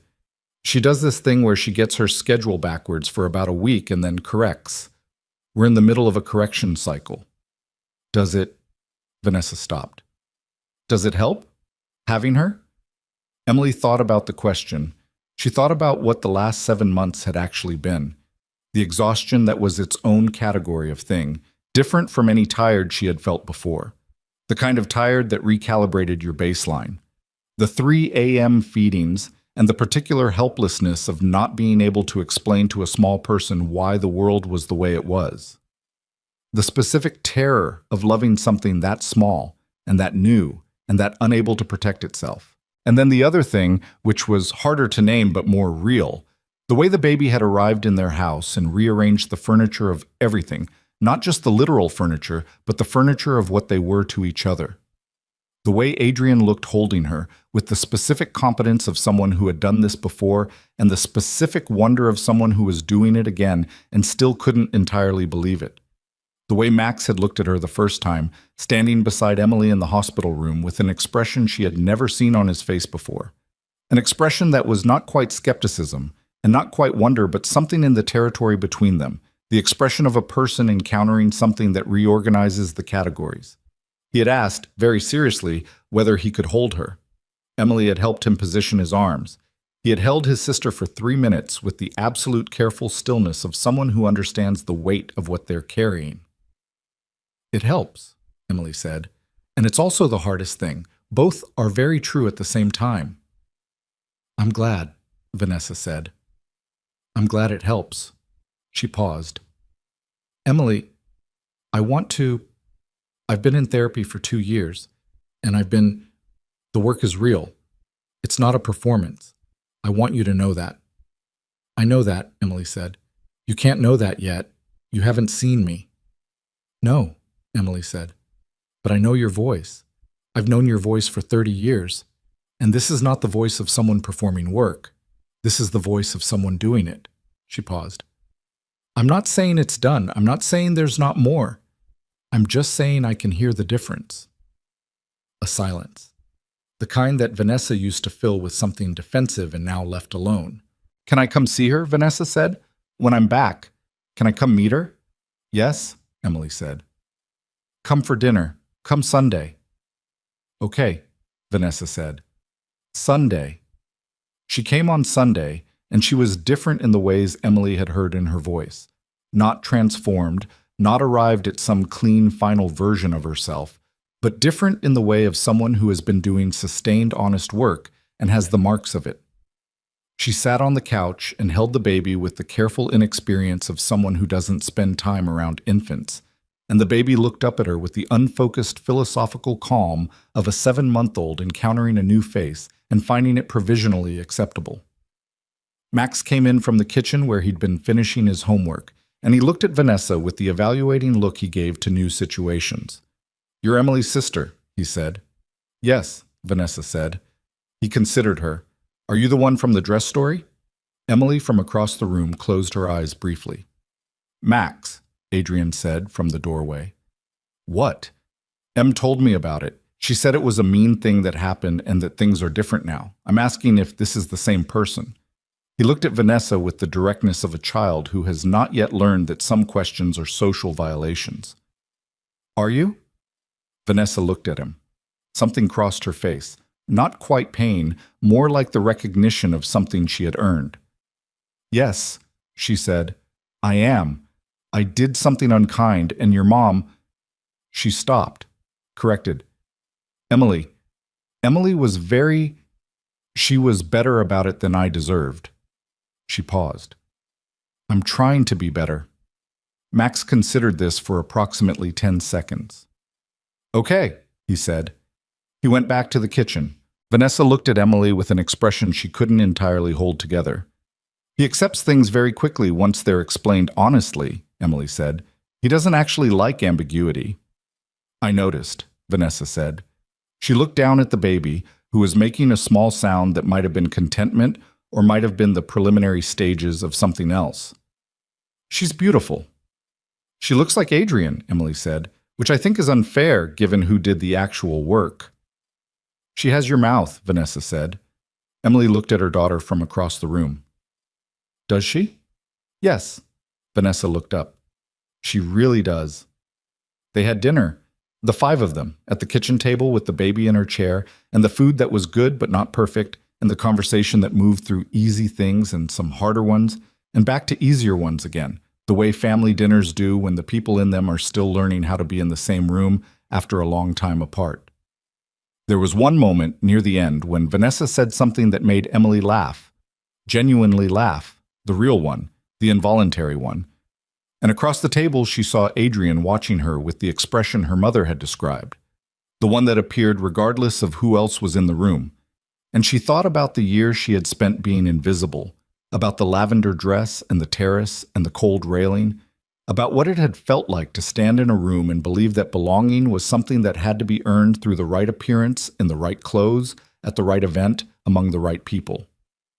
She had been wrong about that. She understood now in a way that was not theoretical but structural, built from 2 years of daily evidence, that belonging had nothing to do with the room and everything to do with the people in it. Specifically, the people who saw you accurately and stayed anyway, who witnessed you on your bad days and your inadequate days and your days when you burned the garlic bread and had to be told it was fine, and who were still there the next day, not despite all of that, but in full knowledge of it. That was the thing she had learned. Not from being chosen in a ballroom, not from a ring in front of 200 people, but from the accumulated weight of ordinary days, from paint on a wall in 2 uneven spots, from a child handing over a library book about volcanoes, from a man who sat outside his son's door at midnight and told her about it the next day because he wanted her to have the full picture. Love, she had come to believe, was not the dramatic gesture. The dramatic gesture was just the moment when love became visible to witnesses. The actual thing was quieter and more demanding and more worth it. It was the commitment to keep showing up to the specific person in front of you, not the idealized version, not the version that would be easiest, but the real one, with all their imperfect history and ongoing contradictions, and to let yourself be that person in return. She had spent 30 years making herself small to survive the world as she'd found it. She had spent 2 years learning, slowly and imperfectly, to take up the space she'd always been entitled to. She was not finished learning. She suspected she never would be entirely finished. Max was right that some things didn't have a definitive ending. The geological record made clear that everything was always still in process, that the apparent stability of any surface was just a very slow movement, and that the Cambrian explosion of any new beginning happened in its own time, when the conditions were finally right. She looked around the kitchen table, at Max, who was explaining something to Vanessa with the focused precision of a small professor who had found a new audience, at Vanessa, who was listening with an attention that was trying very hard and mostly succeeding, at the baby in her chair, 7 months old and looking at the overhead light, with the philosophical calm of someone who has not yet formed an opinion about overhead lights, but is keeping an open mind. At Adrian, who was watching her watch all of this, with the expression that had been described to her and that she now knew from the inside, the expression that said, quietly and without performance, This is the thing. She met his eyes. He reached across the corner of the table and put his hand over hers. Just that. Just his hand on hers, in the way that had started at a window on Christmas Day and had continued through every ordinary Tuesday and difficult Wednesday and Good Saturday since. She turned her hand over and held it. Outside, the September night was doing what September nights do. Getting cooler, getting darker a little earlier, the year turning its page toward autumn with the particular purposefulness of something that knows where it's going. Inside, the kitchen was warm and imperfect, and loud in the specific way of a table full of people who are figuring out how to be a family, which is always louder and messier and more worth it than it looks from the outside. The woman who had once stood in the wrong dress in the wrong room, convinced that belonging was something that happened to other people, sat at her own table in her own life and felt, in the clearest and most uncomplicated way she had ever felt anything, that she was exactly where she was supposed to be. Not because she had arrived somewhere perfect, because she had built something real. And real, she had learned, was always worth more. End.